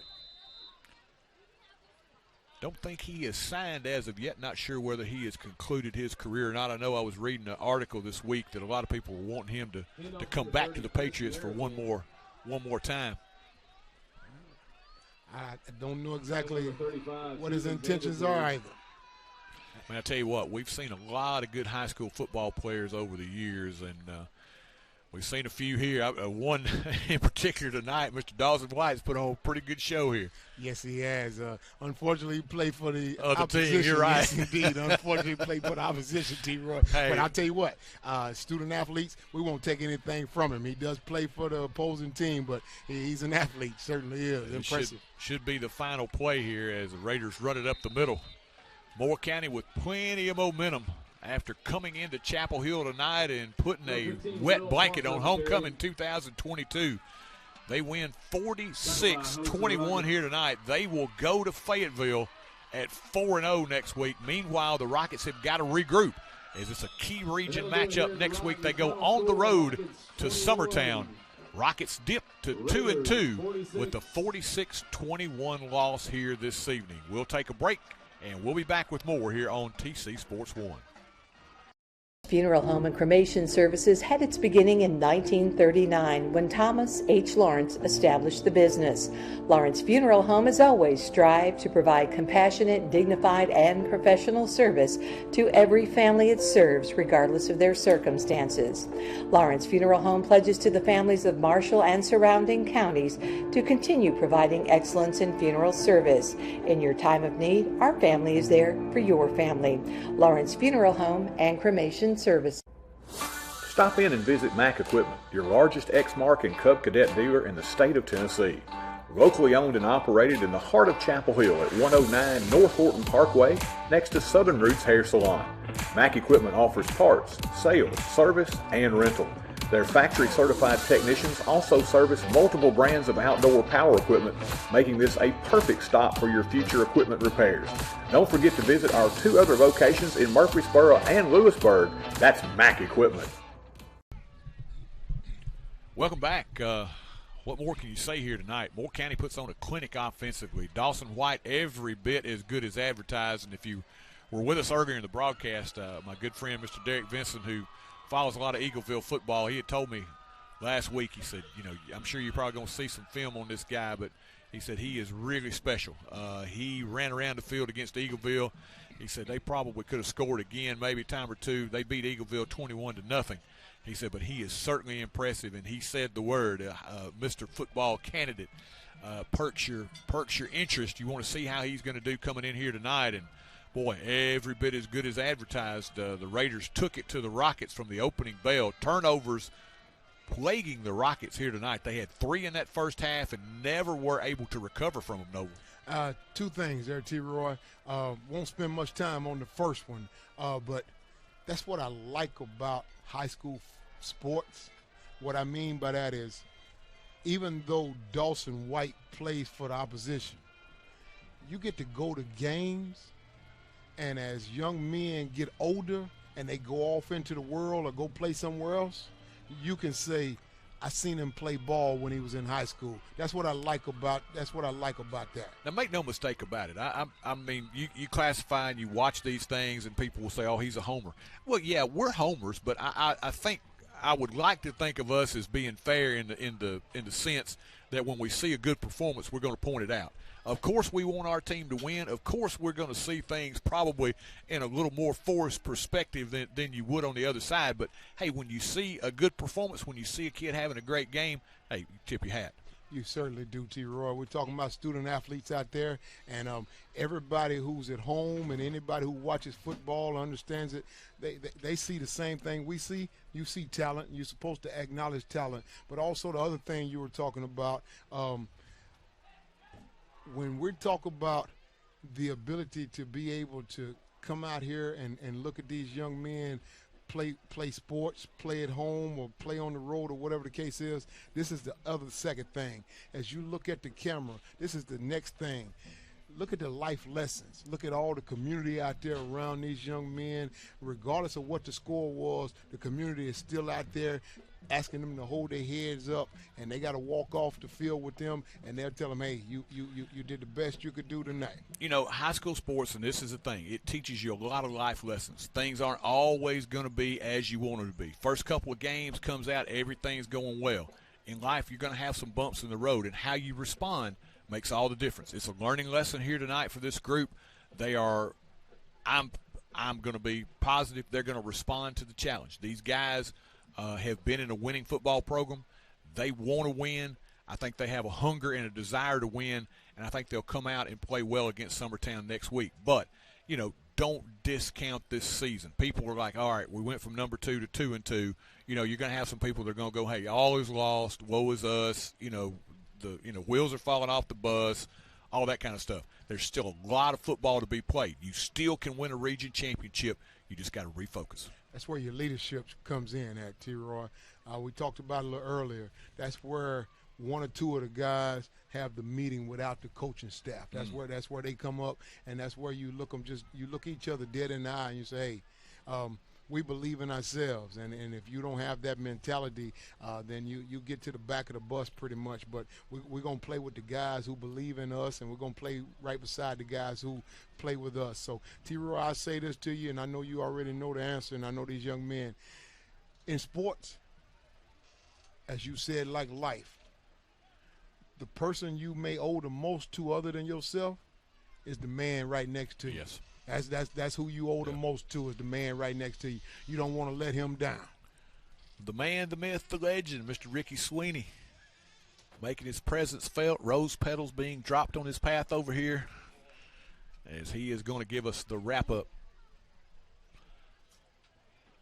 And for the Moore County Raiders, we're going to have a lot of number 6 in the statistical column here tonight. Ricky, give us that update. All right, Troy, thank you very much. Game stats for the Rockets. They rushed it 48 times for 262 yards. Passing tonight for both quarterbacks, 5 of 9, 1 interception for 44 yards. Total offense for your Rockets tonight, 306. Normally that would be a good number. For Moore County, 27 rushes for 282 yards, better than 10 per carry. 9 for 17 passing, no interceptions, 115 yards. Total yards for Moore County, 397. Individually for your Rockets tonight, Ryan Hill, 4 carries for 4 yards. Tayton Swift, 14 carries, 69 yards. He had a 10-yard touchdown run. Chris Davis, 3 carries for 7. Noah Helmick, 3 carries for a net 0 yards. Liam Bale, 12 carries for 55. Aiden Cantrell, 1 carry for -6. Eli Bell, bright spot tonight for the Rockets, 7 carries for 116. He had a 77-yard touchdown run. Cohen Grissom, 2 carries for 4. Landon Groenfeld, 1 carry for 11. And Antonio Marable, 1 carry for 2 yards. Pass catching tonight for the Rockets. I think we had 5 of those. Eli Bell caught 2 for 23 yards. One of those a 21-yard touchdown run. Tayton Swift, 1 catch for 3 yards. Carson Yates, 1 for 13, and Antonio Marable, 1 catch for 5 yards. And here you go with the Moore County stats individually for the Raiders tonight. Great game by Dawson White, 11 carries, 159 yards. He had 5 rushing touchdowns. Logan Hegwood, 8 carries for 107 tonight, so they had 2 with over 100 yards tonight. Good job for the Raiders rushing the ball tonight. Will Parker, 2 carries for net 0 yards. Wes Clifton, 4 for 16. Chris Miracle, 1 for 0. Pass catching tonight, and they had a bunch of those for the Raiders. Logan Hegwood, 2 for 22. Alex Copeland, 3 for 60. Will Baker, 1 for 8. Isaiah Petty, 2 catches for 12 yards.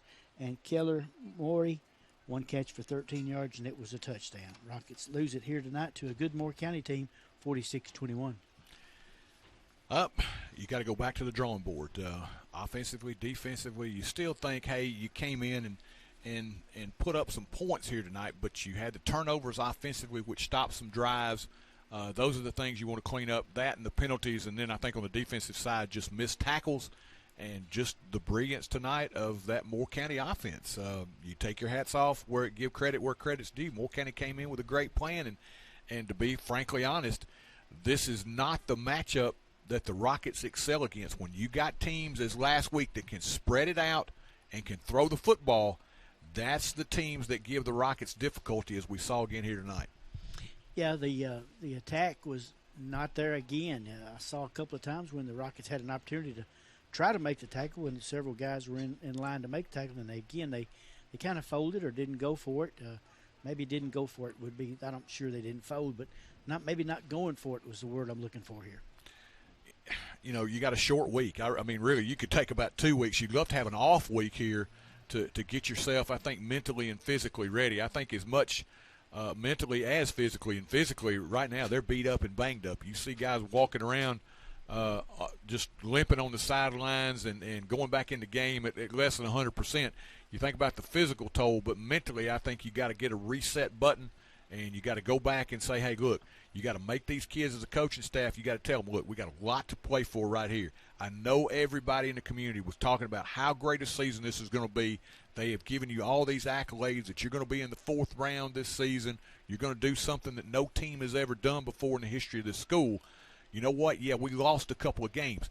You cannot let those expectations ruin the rest of your season. You've got to refocus and say, hey, we still got everything left on the table that we want to accomplish in the season. A region championship still out there. If you play well, you can make that deep run into playoffs.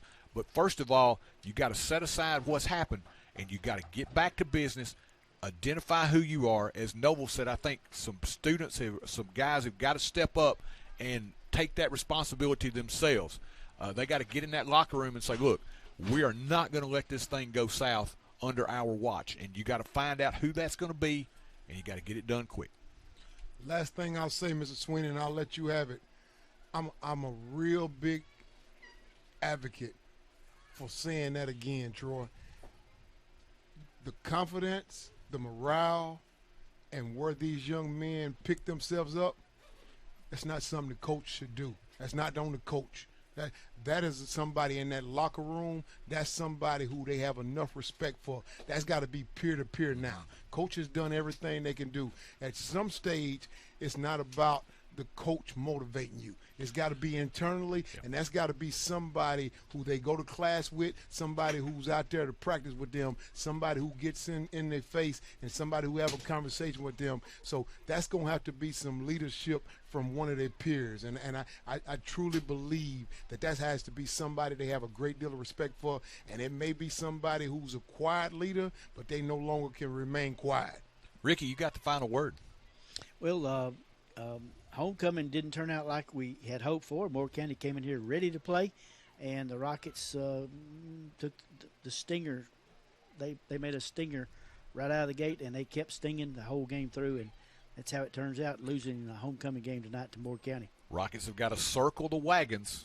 Next week, it's that Ponderosa trip down to Summertown next week with a lot on the line. I want to thank Noble, Ricky, as always, best in the business. I want to thank our young student helpers. They've been quite fun for us. We've gotten to learn a few things and maybe gave us a little shot of youth here as Mr. Peter Wilson does a great job on our board. Mr. Corey Cook and Mr. Gabe Hall handling our filming chores, and want to thank them and want to thank you for tuning in. Not the result we wanted here tonight, but we appreciate you tuning in. We'll be back with you next week. Once again, our pregame will take place at 6 o'clock. Kickoff at 7 from Summertown. Tonight's final here as we close it out on TC Sports 1. The Moore County Raiders go to 4-4 as they drop the Rockets to 2-2 with a 46-21 victory. Until next time, this is Troy Cashin. God bless. Have a great night. We'll see you next time.